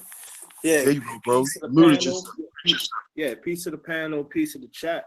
Like for me, I hold my own. I got my own place. I'm single. I'm holding down responsibility. And what I do, I walk around. I watch out for our community.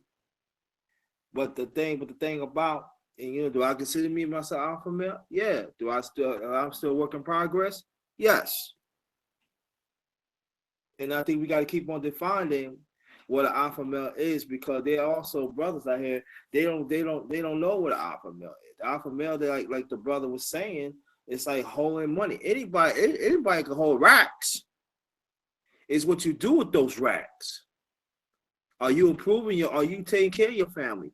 Are you taking care of your community? And that's what it's all about. That's what, like, it's a blessing, to be around brothers like you and other ones, we gotta have that reassurance that,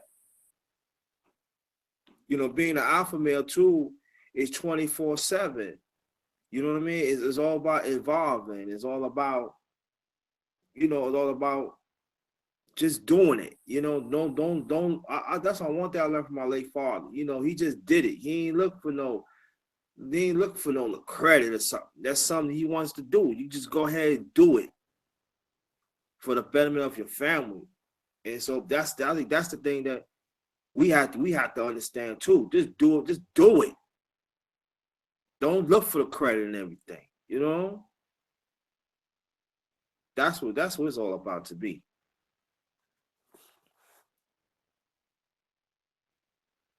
I agree with that. I agree with that because you know,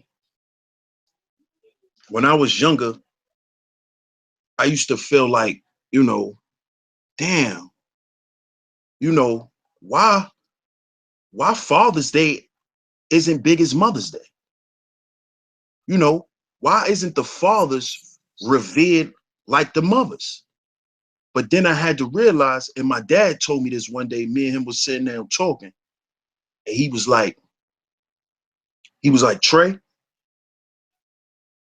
being a father or being a man is a thankless job. You're not doing this to be thanked. You're not doing this for props. I said, wow, Dad. He said, yeah, all the shit that I've done for you and your mom, even when me and your moms was together, you think I would still be able to have a conversation with your mother today if I would have felt like she owed me something? I said, That's real. damn, that's deep. And then when I had my own child, I saw it for myself. You know, when I get up and I do something for my sons, it's not because I want my wife to say, oh, thanks for doing that. And even when she do, I be like, babe, you don't have to thank me. This is who I am. This is a family. So that was that's some real shit, man. We definitely should not be looking for kudos for being who we say we are. We shouldn't be looking for kudos. That's real. That's big, man. You got anything you want to touch on, sis?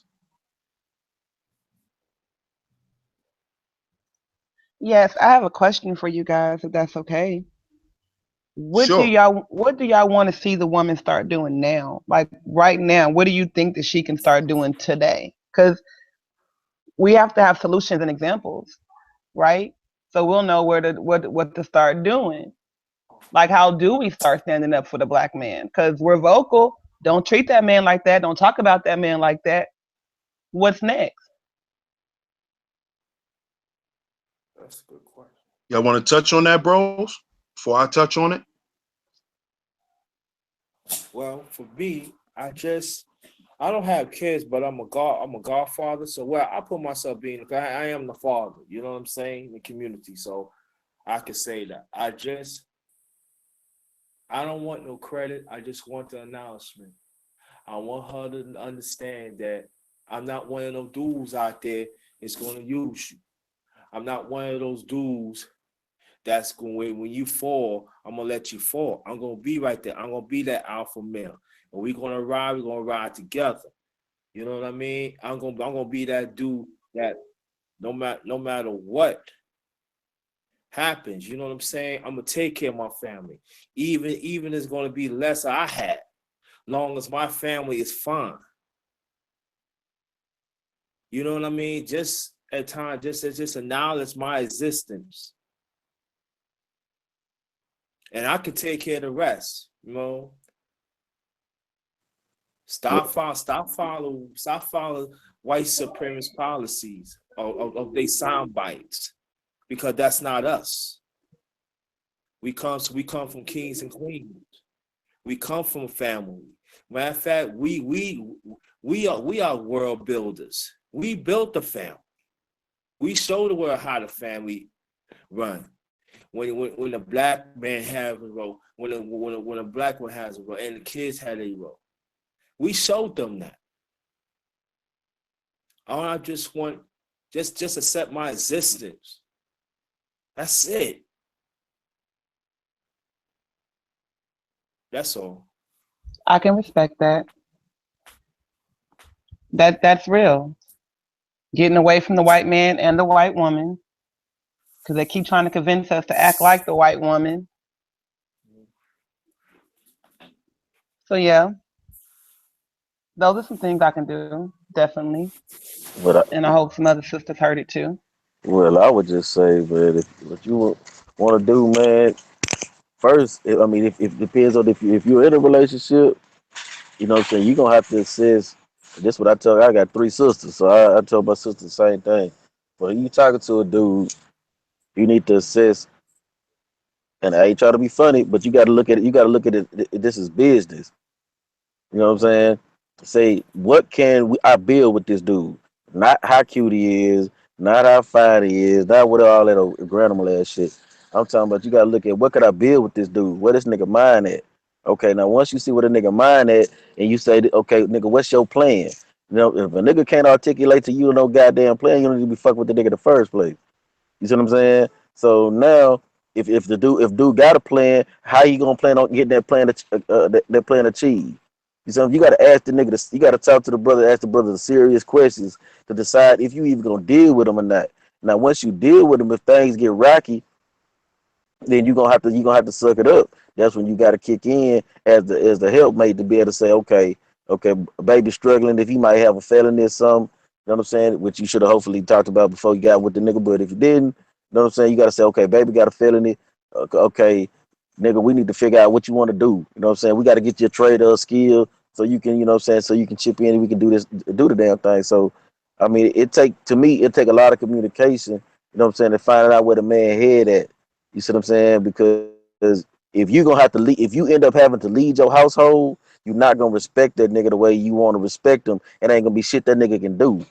You see what I'm saying? That he could come at you with all the honeydew melon shit, and baby boo this, all that old shit. That ain't gonna work. So you gotta find is he the type of nigga that you can follow. If he not, you gonna have to move around.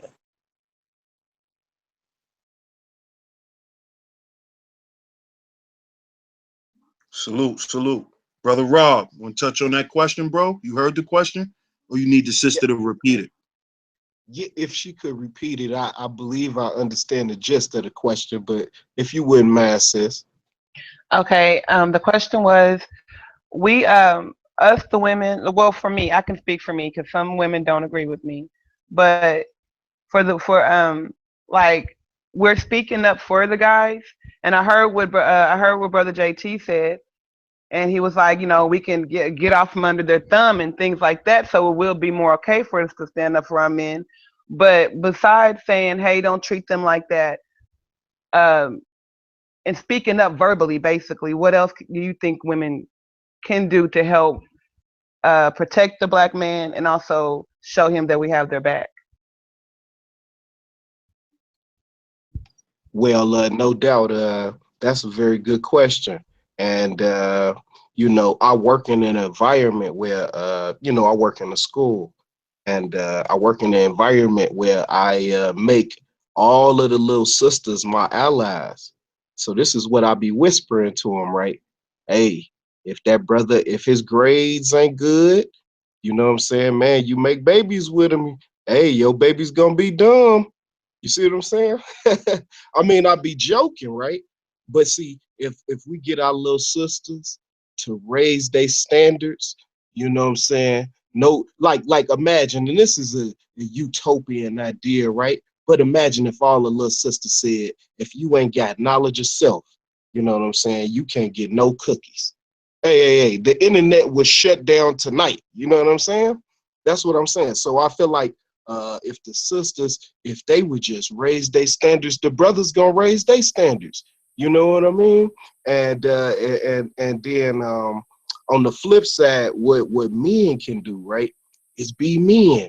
You know what I'm saying? So any young brothers that might be listening on the chat or whatever, but all brothers that's on the chat that's speaking some wisdom, I bet you they got around some older men. So, we got to learn how to be humble and get around our elders. You know what I'm saying? And get some wisdom from our elders. We don't have to make the same mistakes they made if we would just listen to them. You know what I'm saying? And then just overall, in terms of protection for the family, right? We just got to be unified and don't fall for propaganda. I know I'm preaching to the choir for people who listening, right? But propaganda, it's a weapon. It's a weapon. I heard people on the internet in the conscious community talking about bringing federal agents into Chicago to arrest our liberal. Who did they think the federal agents was going to be looking for? Other than us. You see what I mean? So as a community, that's just got to be that water tank talk. You know what I'm saying? Like at the job, hey man, you know what I'm saying? You see what's going on in the news? Look at this, look at that, and I mean unity. It got to be unity. But I don't want to be long winded. I know I am, but I mean I feel like those are solutions. Sisters raise their standards, brothers be humble, find you an elder, some mentorship, you know what I'm saying, so that you can increase your wisdom. And in being humble, you know what I'm saying, certain things just not gonna happen. And then just overall, the family, we just need unity. Propaganda. Okay, well, I have something I could say for the guys too, if y'all don't mind. I know some of the things that make, like, I think that for the guys, if they want to start seeing change in the women, when you meet a girl and you introduce yourself to a girl, mean what you say and say what you mean. Keep your word. Have her back the same way you want her to have yours. The same loyalty you expect, give it. Because if you give it, you'll get it back in return. Having a conversation is deep, more than one conversation. Like when you first meet the girl, don't try to go to her house the first week. Actually wait, because she's going to see that as a sign of a man. It's going to be, she's going to see that as a sign of her being respected. And if she don't see it that way, then she's a different kind of woman. She's not the kind of woman you're looking for. If she's trying to get you to come through right away, that's not going to work. That will help with the baby situation of getting pregnant too soon, and then the dude leaves, and then the cycle starts all over again. The trust is broken. She's broken. He's angry because he's gonna end up on child support. That can stop if we just start having a conversation and keeping our word from day one. You know. Now that was deep, sis. Because I notice I hear a lot of our women always say that, that we liars, we don't tell the truth, we don't keep it real.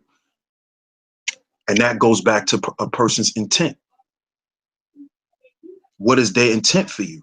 A person that constantly lies, their intent is to confuse you, is to make you think there's somebody that they're not.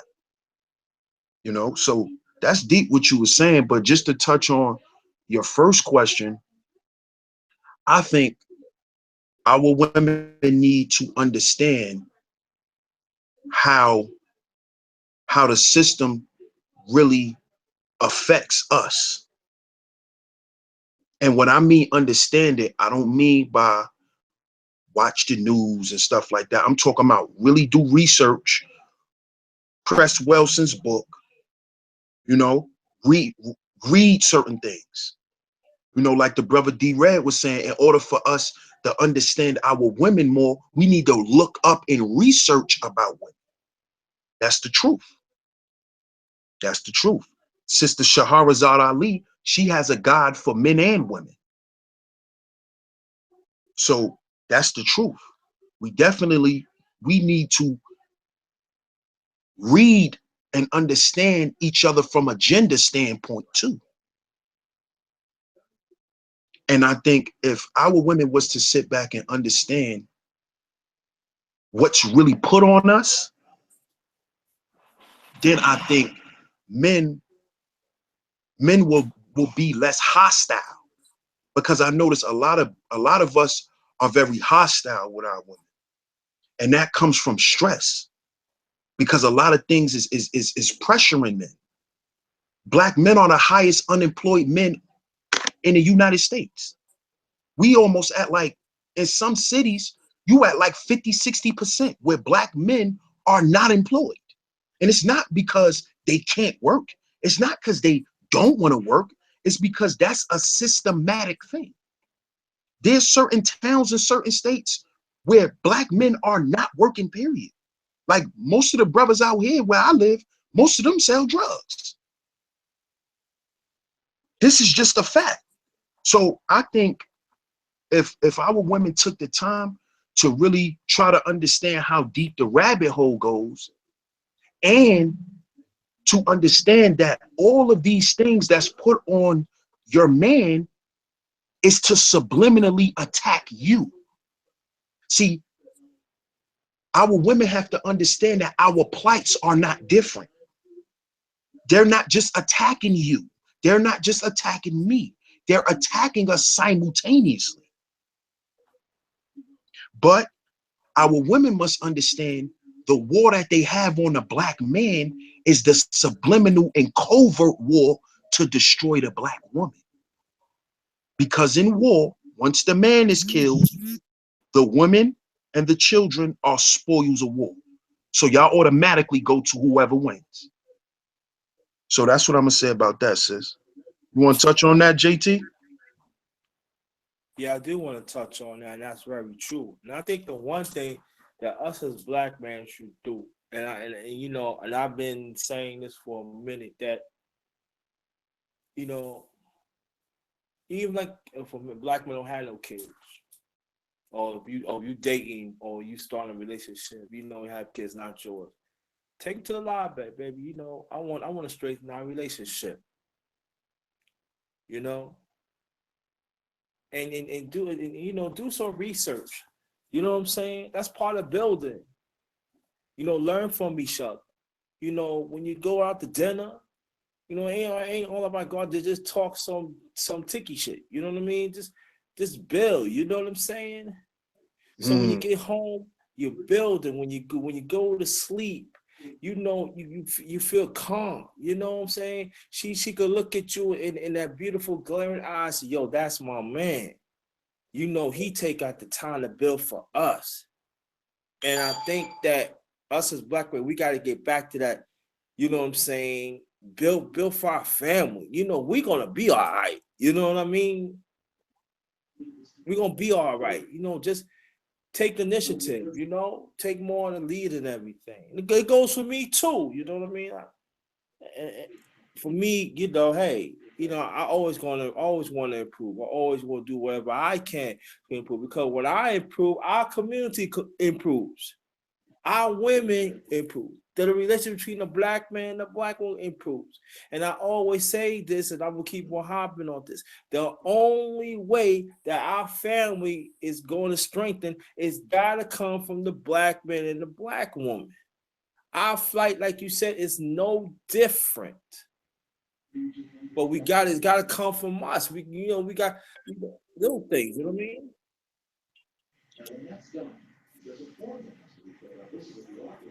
that's peace, bro. That's peace. Yeah, I mean, I agree, man. Like I said, I just think that right now, man, as a man, we got to start taking the lead because I mean, and it's because and I'm glad you brought the unemployment rate, and that's what I've been hammering home.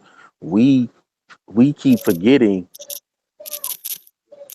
the main apparatus that they're using against us is unemployment. You see how the sisters are going to college. They already know by default what'll end up happening.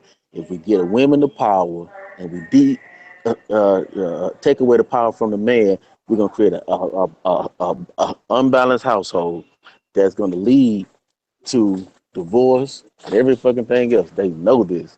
You see what I'm saying? So what we have got to do as men, we gotta understand the strategy. Okay, this they war strategy. Okay, now what can we do to combat their war strategy? Because that's what the issue's coming in at. We're not creating. When I read this thing from the Chinese dude that started PF Chang's, I read it all the time. He said that when they studied their strategies and came up with their own in response and in kind. That's what we're not doing. We're not observing their strategies and saying, this what these bastards is doing. How can we flip the script on these hoes? We're not doing that. And that's our biggest downfall at this particular point.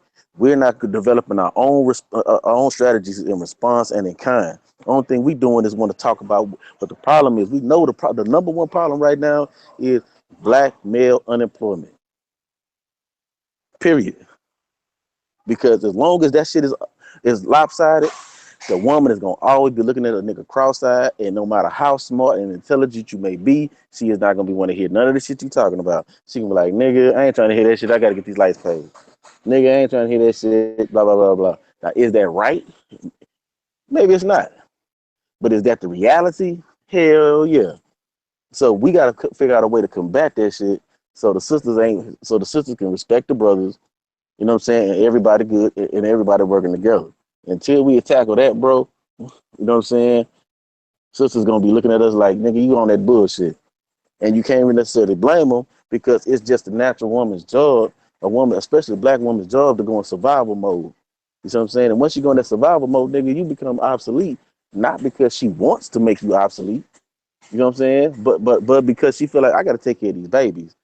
know what I'm saying? Shit. I need Pampers, I need milk, I need this, I need that.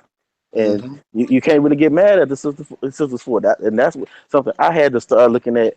And because I used to be hard on the sisters, but once I looked at it from their perspective and put myself in their shoes, I could say, damn. You know what I'm saying? Even though I know the situation is messed up, even though I know it's not a lot of these brothers' fault they can't find jobs, the sister still going that frustration still gonna kick in when them bills is due. That's just what it is. That's real.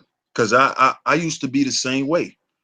Why is this? Why is that? And I just had to sit back. I did some research and I did some searching within myself too. And I had to sit back and I had to understand certain shit.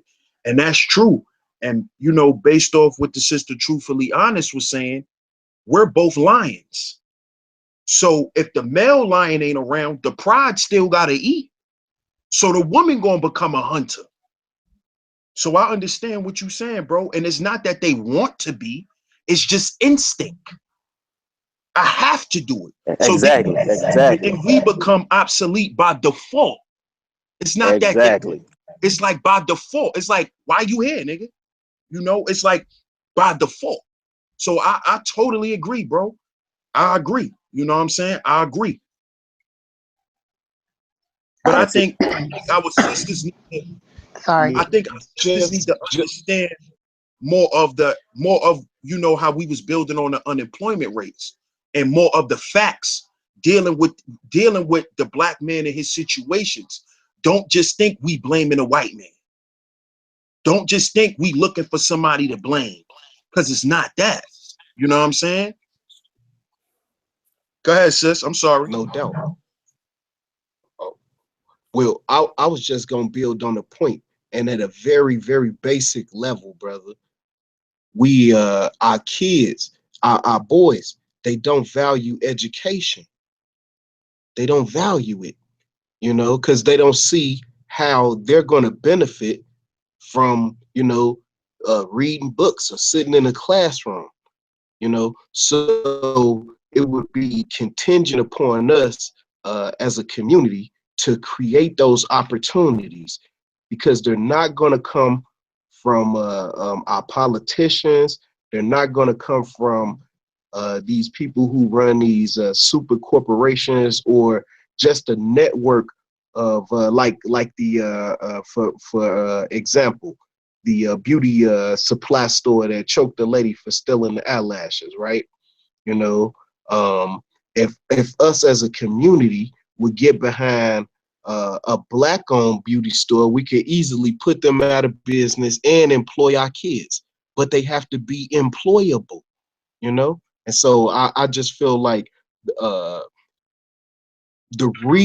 one of the reasons why unemployment, especially here where I'm at, is because our kids are not valuing education, and that's on us. We have to make sure that if little Jimmy next door, mom and them ain't doing right, that we got to get in his ear, you know.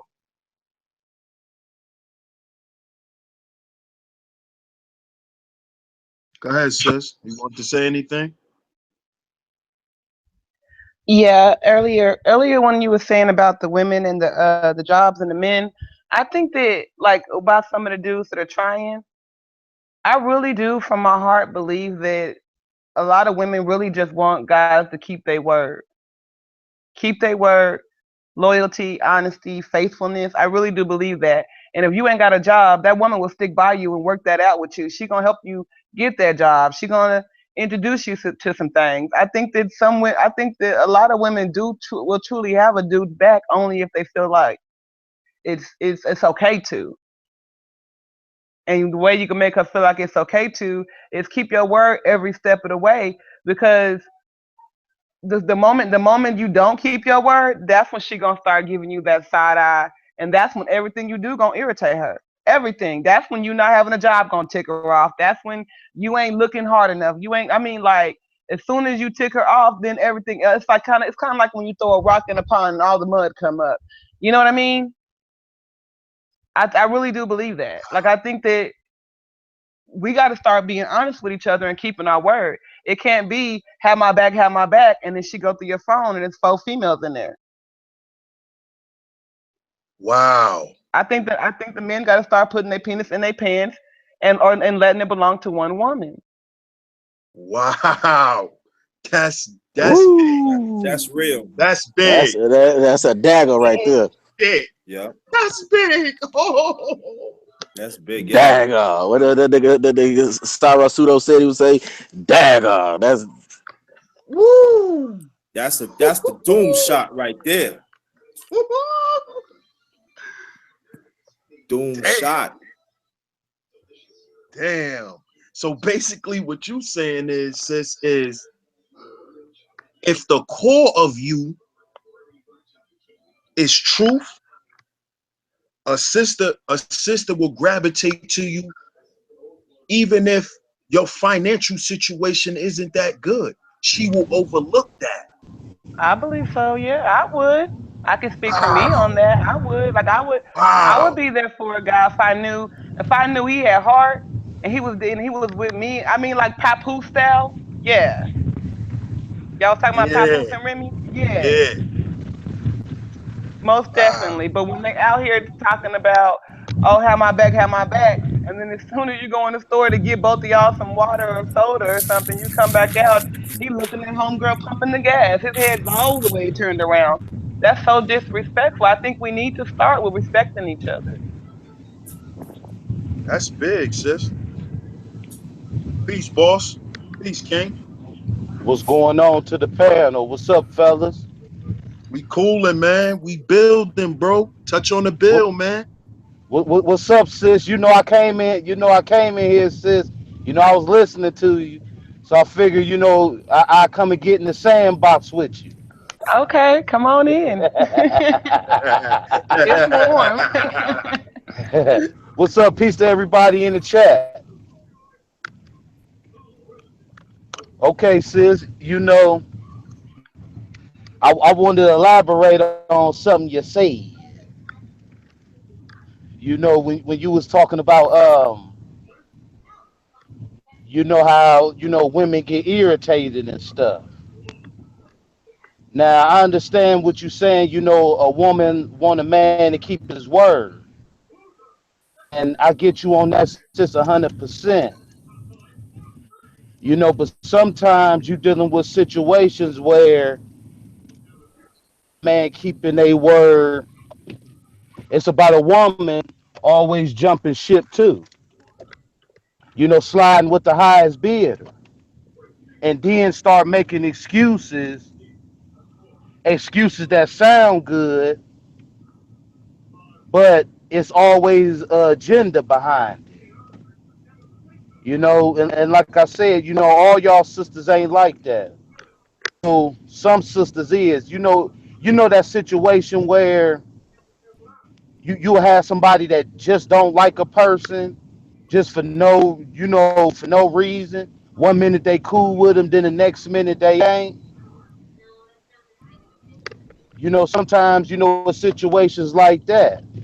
And then it's situations where a lot of these women, because I speak on the sisters, to keep it real, a lot of brothers do need to get up off their ass and, go to work instead of sitting at home watching Tom and Jerry drinking, 40 ounces of King Cobra. So I do agree with you on that. But, we got brothers too that get up every day and try their best, and it just ain't good enough for some sisters. The Ghetto Boys album, the Foundation, they had a song on there called "I Tried," and the chorus says, "I tried to do the best I could. Sometimes I guess my best ain't good."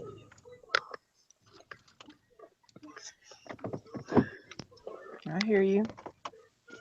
I And don't. so, She ain't the one. See, that's the thing. The dudes that ain't trying, the dudes that are not trying to take the advice, they need to leave the good women alone. And the women that aren't trying to change and take the advice that the men are giving, they need to leave the good men alone because you're destroying them for each other before the good can find the good. So we're just gonna keep doing the same dance around each other. That's why you gotta have those conversations. You cannot go to her house quickly. If you're really looking for that woman, you're gonna take the proper steps and protocol to get the good woman. And the sister that's letting you Right. come over an hour after getting her phone number, it's not her. Of course. Mama always told me if a woman want to give it to me so quick, we something wrong with it. Yeah. But it's either something wrong or she could be going through things, insecurities, desperate, really wanting love. It could be a lot of different reasons why girls do that, or just being plain taught the wrong thing. But we got to get back to our morals and our respect because sometimes we go too far off track. Just like I don't like dissing guys like that. Like that dude over there that might be doing the wrong thing. It's not that he's a bad person. He's just doing what he's doing to survive at that moment. He needs to be shown a different route. The same thing with some females. They just need to be shown a different route. That same girl that they're probably calling a whore or whatever else, she might be actually a cool, decent person. She just went down a couple of wrong lanes and she need to get back on track. So we can't judge a book by its cover. We have to be really willing to have a conversation with each other. The deep ones, like the ones we used to have when we was little. You on the phone, falling asleep with each other. Let's get back to the good old days. You know, that's that good love back then before the world got in and hurt us all. That's true. JB. Hi, how are you? Oh, how are you doing? I thought you. Excuse me. I'm sorry. Peace. No, I'm a Yes. female. I just came in because I wanted to chime in when the guy was speaking on education, making sure that our kids are properly educated. Um, and I was going to talk about the importance of making sure that our kids have quality teachers and administrators in the school, and making sure that we are on the board and that we are helping to write the curriculum also for our children in school. Oh, you could definitely touch on that, sis. If you have any information about it, definitely. Yeah, I don't know where everyone is, but I heard the guy speaking and saying that go to the neighbor and make sure that I guess the child is being helped with their homework or the parents are helping their child out. But not only just going to the neighbors, we need to make sure that we're present in the school. Um, you said there's some men that are not working. Maybe those same men can go up to the school and make sure they're up at the school trying to help the teachers out, especially with discipline of our young boys, because I know that's oftentimes difficult for teachers in the classroom.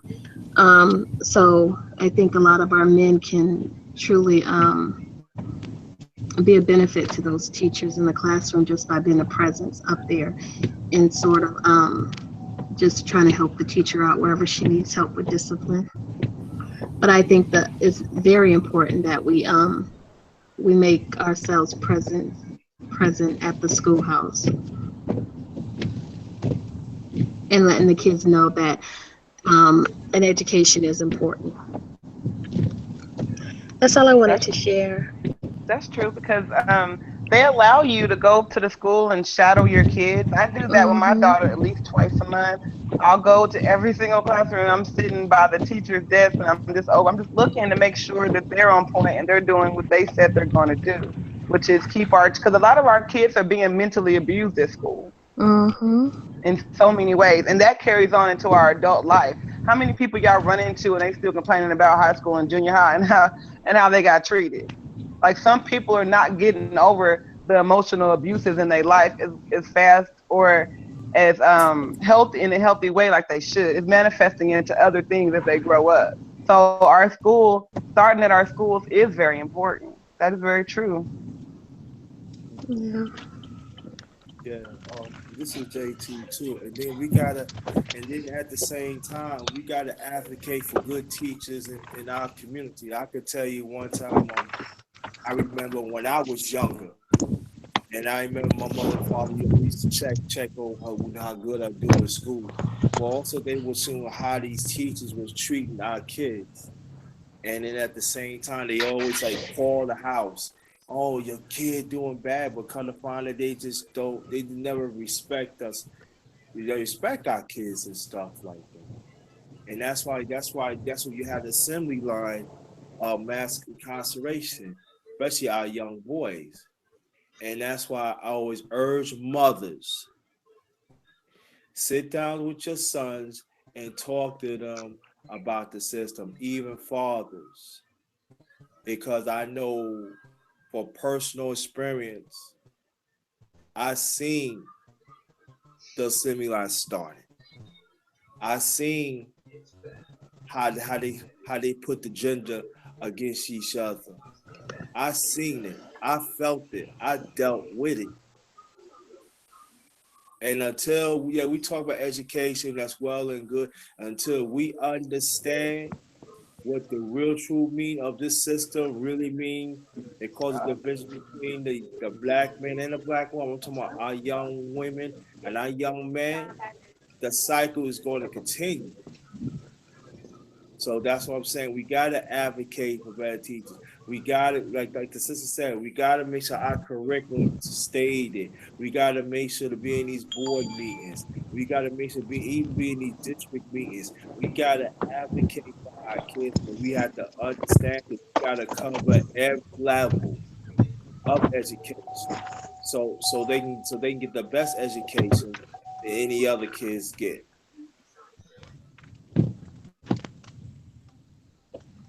That's true. Because when I was young, my my parents really wasn't that active, you know, in school.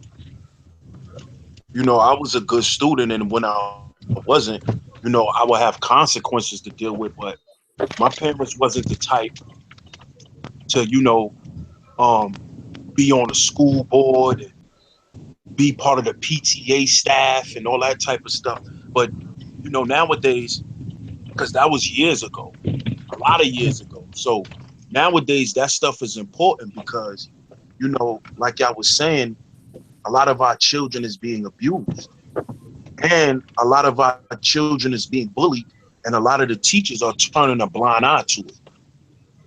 So definitely being involved with student affairs in schools and stuff like that is very important. And I'm glad y'all sisters actually brought it up because now,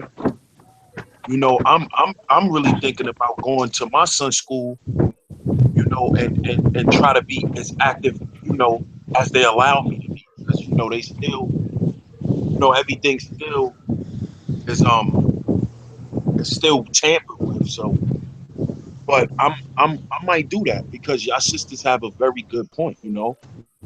And a lot of men, when I go up to my son's school, my son that's in junior high school, when I go up to the school, a lot of the women be looking at me when I be with my wife, and she be telling me, and I be telling her, they looking at me like that because they not used to seeing black fathers out of school. So that's big what y'all ladies said, and I salute y'all for that. That was all her. That was big what she said. That was yeah. Oh, I'm Yeah. sorry. And I think what you're talking about being a big presence at the school is very important because a man, I mean, because in schools you predominantly see women. The kids predominantly see women at the school, but when they get to see a man at the school, um, there's a big difference in how the kids behave versus a woman, especially in low income schools. What I've experienced, there's a big difference in the way the kids behave with the male presence than with the female presence. So I mean, even if you know men that don't have children, or maybe their children are grown, just by them going up to the school and just being a presence there oftentimes help the kids, or help the teachers with discipline. That is true. At my daughter's school, the male classrooms, when I'm shadowing her and I'm going to class because she's in junior high, the male classes are very much tamed. The female classes are very disrespectful. Yeah. They'll get up, they'll throw paper, they'll do some crazy things. I've caught myself snapping a couple times, like sit your butt down because I don't like that kind of behavior around me. But in the male classrooms, especially the black male teachers, it was none of that. Zero. It was like quiet learning time. The teacher was talking, all that. So the male presence, once again, you're right. I agree with you. It is needed there. And what just came to my mind is because my youngest son, he gets homeschooled. So that just reminded me of the household. When there's a man around, you know, that don't tolerate any BS, things are in order. And that sounds like, it happens like that in school too. Well, I primarily see that in a lot of the inner city schools, unless they have a good teaching staff that has good classroom management, and you have an administrator that is a good manager also. But I noticed that when you go to a more affluent area, you don't see that behavior with the kids as much. I mean, they have behaviors, but you don't see it as much. And I noticed too, so a lot of times with the inner cities, the lack of resources too. I know when I work for one school, I'm not a teacher. I do other type of work, but I work for another. I work for one school district, and within that same district, you'll have some school where all the kids have laptops available to them, and then you'll find the other schools where they're predominantly black and the kids had very little resource, and the kids were hardly able to have access to any type of technology in the classroom. So that's another thing too, just making sure there's equality across the board within the same district, because there should never be in the same district where one school has more than the other, Right. especially when the school is funded by local taxpayers. Yeah. Wow, that's deep because the neighborhood that I basically live in, or the town that I live in, is majority Republicans. So my son junior high school is much more resourceful than if my son was going to school, in New York where we used to live. And like you said, that's due to the taxpayers and the politics, the local politics. So that's good. That's very big what you're saying, because my son at the school he's at now, he's learning STEM. They're Hmm. teaching him STEM work. He does a lot of work on laptops. He does a lot of work on iPads in school. So I totally understand what you're saying. Yeah, Can I ask the young the lady, what's your name? I don't know your name. The other woman on the panel. it's Jasmine.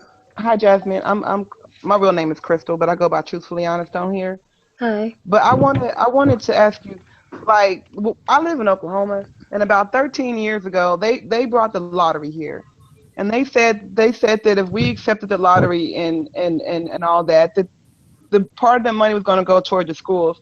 And I think they're telling every state that the part of the proceeds go towards the schools. But the schools here, we're losing things constantly. Like we're losing our art programs, our music classes. We're losing everything. So I don't understand why they're telling us that certain money is supposed to be going toward the system and it's not. Do you know why? Like, are they where? Do you don't work? I don't. Do you work in public schools or no? Or is it No, like a I cat? have You work? worked with, I've worked in similar, I worked close to them in the past, but no, I don't. Okay, I was just wondering that because my daughter, like my daughter goes, she used to go to an academy school, but now she goes to a public school, and they're losing all the things. And I was just wondering about that, and You sounded like a teacher, so I was just gonna ask you. Hey, Continue. truthfully honest, is your school a predominantly black school? Yes. Well, what you need to work on is creating programs to where your school can get funding. Like Yeah. you need to talk to your people about because what we do that's what we doing down here. Our schools was doing the same thing. You know what I'm saying? Not behind the casinos or whatever, but because down here they're trying to teach this triangular trade bullshit, and most of the teachers and black teachers are not for it. So the state was basically withholding funds to those schools whose teachers were refusing to teach it. So we came up with a way for our schools to get funding again. And how we doing that is through the gardening shit we doing. Growing food, let the school grow food at the schools, let the schools sell it, and they get to take the proceeds to buy the books or whatever else they need. So what y'all gonna have to do is take control out of the state's hands, so the state can't dictate to y'all what y'all getting and whatever, and y'all can create your own. The black schools in your area can create their own source of revenue, so they don't have to depend on the state. That's what we did. I'm Was it trying to get. successful, or is it still in um is still a working in progress?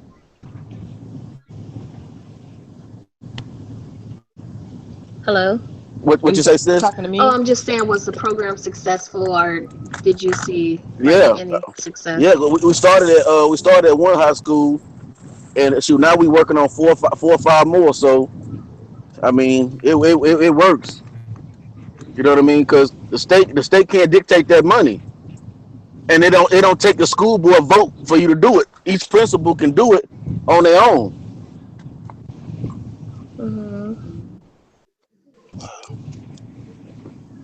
Yeah, my mother, was an alumni for our high school where I'm from. She used to play basketball, and my pops used to play for he used to wrestle for the wrestling squad. And right now, it's a lot of girls. Prom is coming up. A lot of the girls don't have dresses. So what my mom is doing right now as we speak, she goes up to the school and she bakes cookies and cakes and goodies, and the proceeds, go into a pot for the girls that can't afford to dress, this year for prom. See, that's good. That's what I'm talking about. We got to get proactive to the point where we see the need in the community, and somebody steps in that gap to fill it. And that's the problem right now. What we got, I think we're having in the so-called conscious, whatever the fuck you want to call this shit, but the so-called conscious community. That's why most of the people that I deal with, as far as programs and stuff, they ain't so-called conscious people. So I'm pretty sure the brother wouldn't say his mom would be quote unquote conscious. You see what I'm saying? But you see the people that are quote unquote not conscious, them the ones that's the boot that's moving. Them the ones that's seeing the need. Okay, I'm gonna feel this. See the need. I'm gonna take care of this. So the conscious community gonna have to catch up. Yeah, because a lot of the conscious community, not all of them, but some of them, you know they stealing. They stealing from the same people that they say that they love. And us black folks, we ain't got no money. So the money that the little money that we do get, and we spend it with people we trust that they gonna do right by our dollar.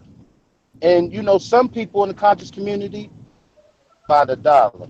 They taking that dollar and sticking it right in their pocket. Mhm. I agree, And bro. then we wonder why, you know, the conscious community, get a bad name, but the conscious community, they brought that bad name on themselves though.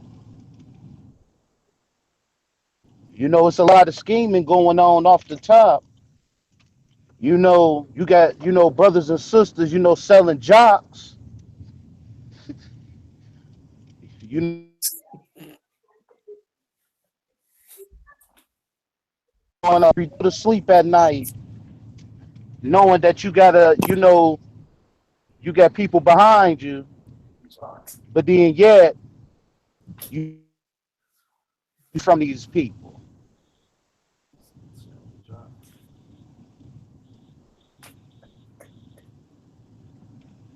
You bro. know, you know, us black folks, we living in a time right now where we confused, and you know, we looking at each other fight because you don't know if somebody's sincere or if they out here, you know, hotep hustling you. You know, they run the schemes on their own brothers and sisters, but they scared to run them schemes on them crackers though. Hey, now you sound like my boy Suicide 29. My boy Suicide had me dying laughing last night. That boy had me dying. But you're right though. But that's what I'm saying.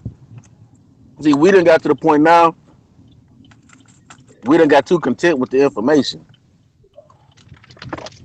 and reality is, information alone has never liberated nobody. Knowing 99 different versions of Hebrew ain't liberated nobody. I mean, if the meadow decipher the knot, they ain't stopped them Greeks from kicking their ass. So that ain't gonna liberate nobody. Hell, it didn't liberate their ass. They know how to read it. So we gotta start focusing on stuff that's actually gonna liberate us, and your liberation is gonna start in your community.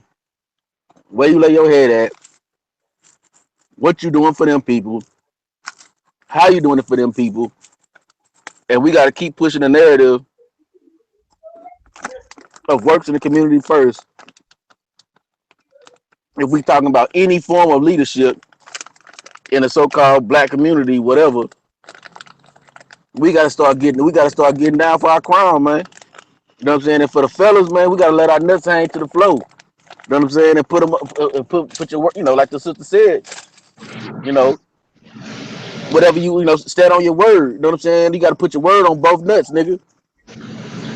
And that's what motherfuckers ain't doing. So I mean, that's the reason why we failing and rock around this bitch looking crazy to the motherfucker without knowing all this damn history, but motherfucker can't build a motherfucking paper airplane. So we gotta get it together, man. Real talk.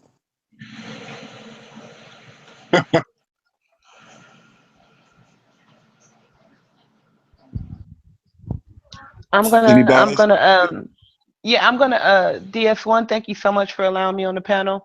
I'm about to send I'm cooking and I'm on the panel. I'm sorry. I'm trying to multitask. So but Fine. I'm gonna stay in the chat and I'm gonna listen, okay?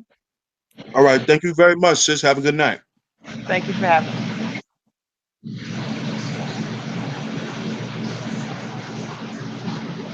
Bro, Yo, might need to mute yourself, bro.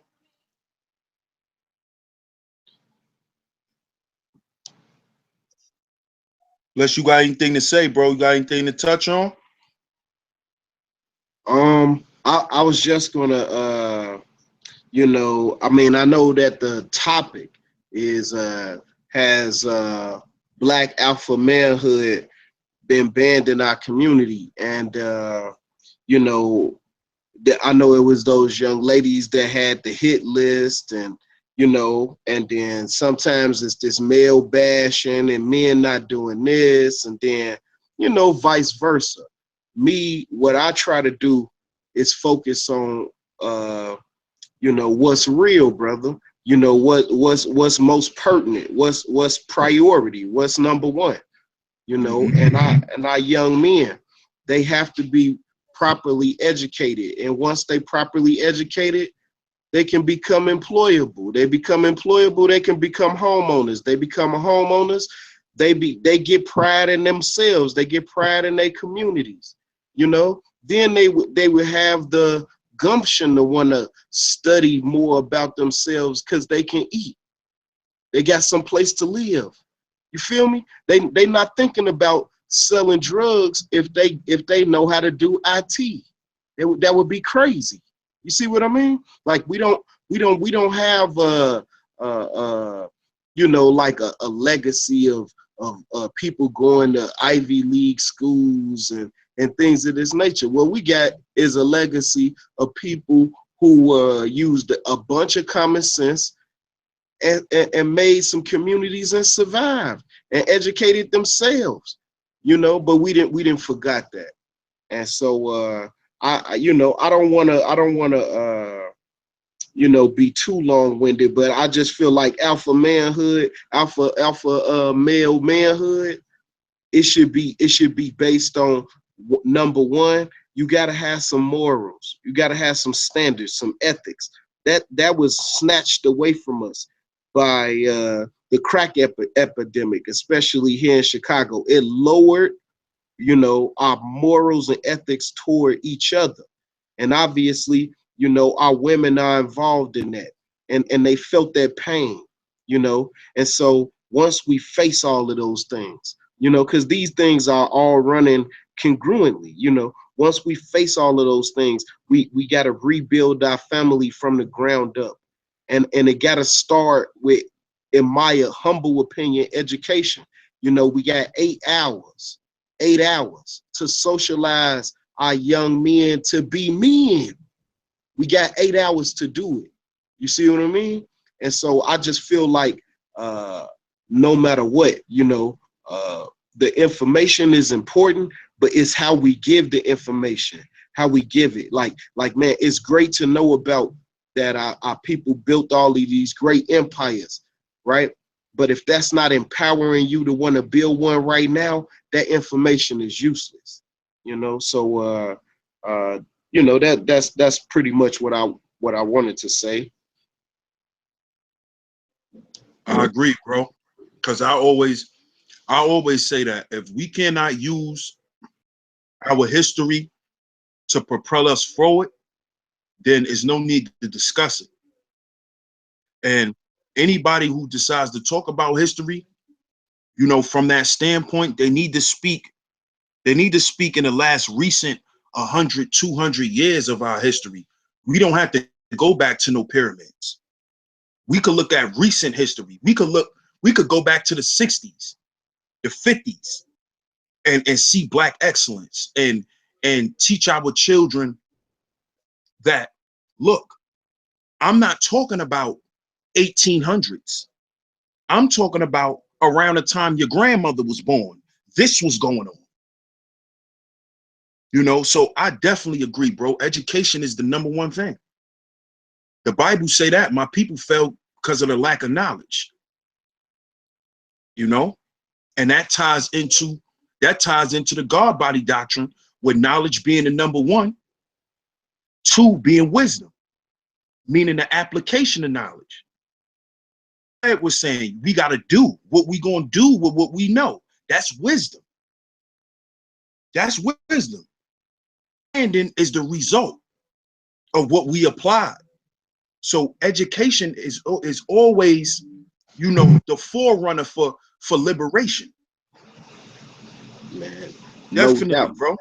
No doubt. See, look, right? You know, me, this was at my last school.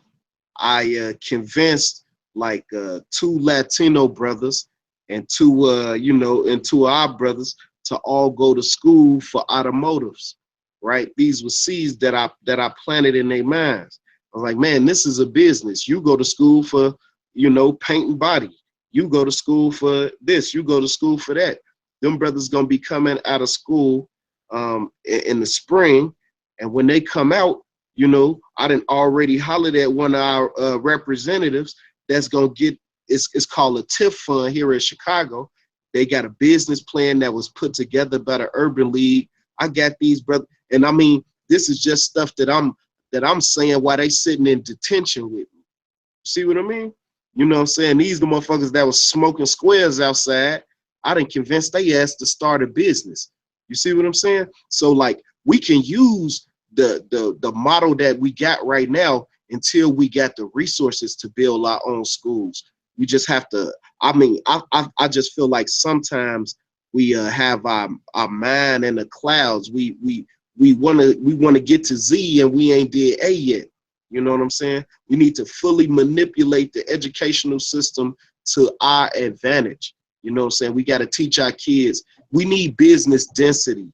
We need homeowner density. That's the only way that we're going to be able to fund our own recreation, our own our own revolution. That's the only way we're going to be able to fund it and protect ourselves. You know. I agree, bro. Anybody else want to touch on that? Because I'm getting ready to close out in a minute.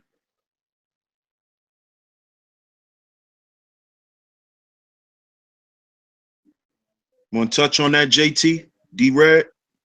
Yeah, I touch on it. Those are excellent points and everything, and I think we gotta stop when we don't. If there's no mother, if there's no father in the household, and then there are us brothers like myself, we gotta step up and show, especially our young men, morals. Let's teach them early, learn to stay on their own 2 feet, so they could be the step ahead of the game. I remember when I was coming up and everything, my father was not around. My uncle wasn't around. My uncle wasn't around. My father's best friends was around and everything. We don't have that, so we got to develop this village mindset that no matter what, those not you don't know them, but those still your kids. And so we gotta develop that, develop, like I said, develop their morals, their standards, and everything. So when they get older, they will know how to treat a woman. They will know what to do, how to be an alpha male. So that's very important for me. Thanks. No doubt, bro. Want to say anything before we close out, OG? Man, can you hear me? We can hear you, bro. Yeah, I mean, I just want to say, man, you know, when we know better, we got to do better. And shoot, and sisters, keep your head up. Brothers, keep your head up, man. And brothers, we gonna come up with some solutions, man, to get y'all some jobs, bro. And that's it. Salute, salute. So it's been a great show. Everybody who joined the panel, you know. Um, thanks for the support. I'm honored as always. Um, shout out to all of the sisters who joined the panel. Truthfully honest. And we had a new sister there, you know. I don't know how she found the hangout, but she did. So shout out to you too, sis. Shout out to the sisters. Shout out to everybody that's on the panel right now. Shout out to everybody in the chat. Everybody who's been showing your boy DS1 Ross love. Trust me, I'm very, very humbled by it. You know, I'm surprised. You know, this thing that I decided to do has been working. I've been touching good people, contact with great brothers. You know, I've established brotherhood with a few brothers. So I gotta thank y'all, man. I gotta thank y'all just for listening to me and giving a chance and just hearing me out. So Mhm. this is your host DS1 Ross. You've been tuned in to Sheep Stay Sleep live stream. Sheep Stay Sleep live stream. If y'all like the show, make sure y'all like, leave y'all comments, make sure y'all subscribe and hit that bell for all my future, you know, live streams, all my future videos, and just to stay in contact with me, family. I'll be back tomorrow with another show. Y'all could tune in with me at any time. I'm not biased. Y'all could come on my panel, advocate, and I demand respect on my show. And it will not be tolerated in any form or fashion. I love y'all, family. Peace, peace, Peace. peace.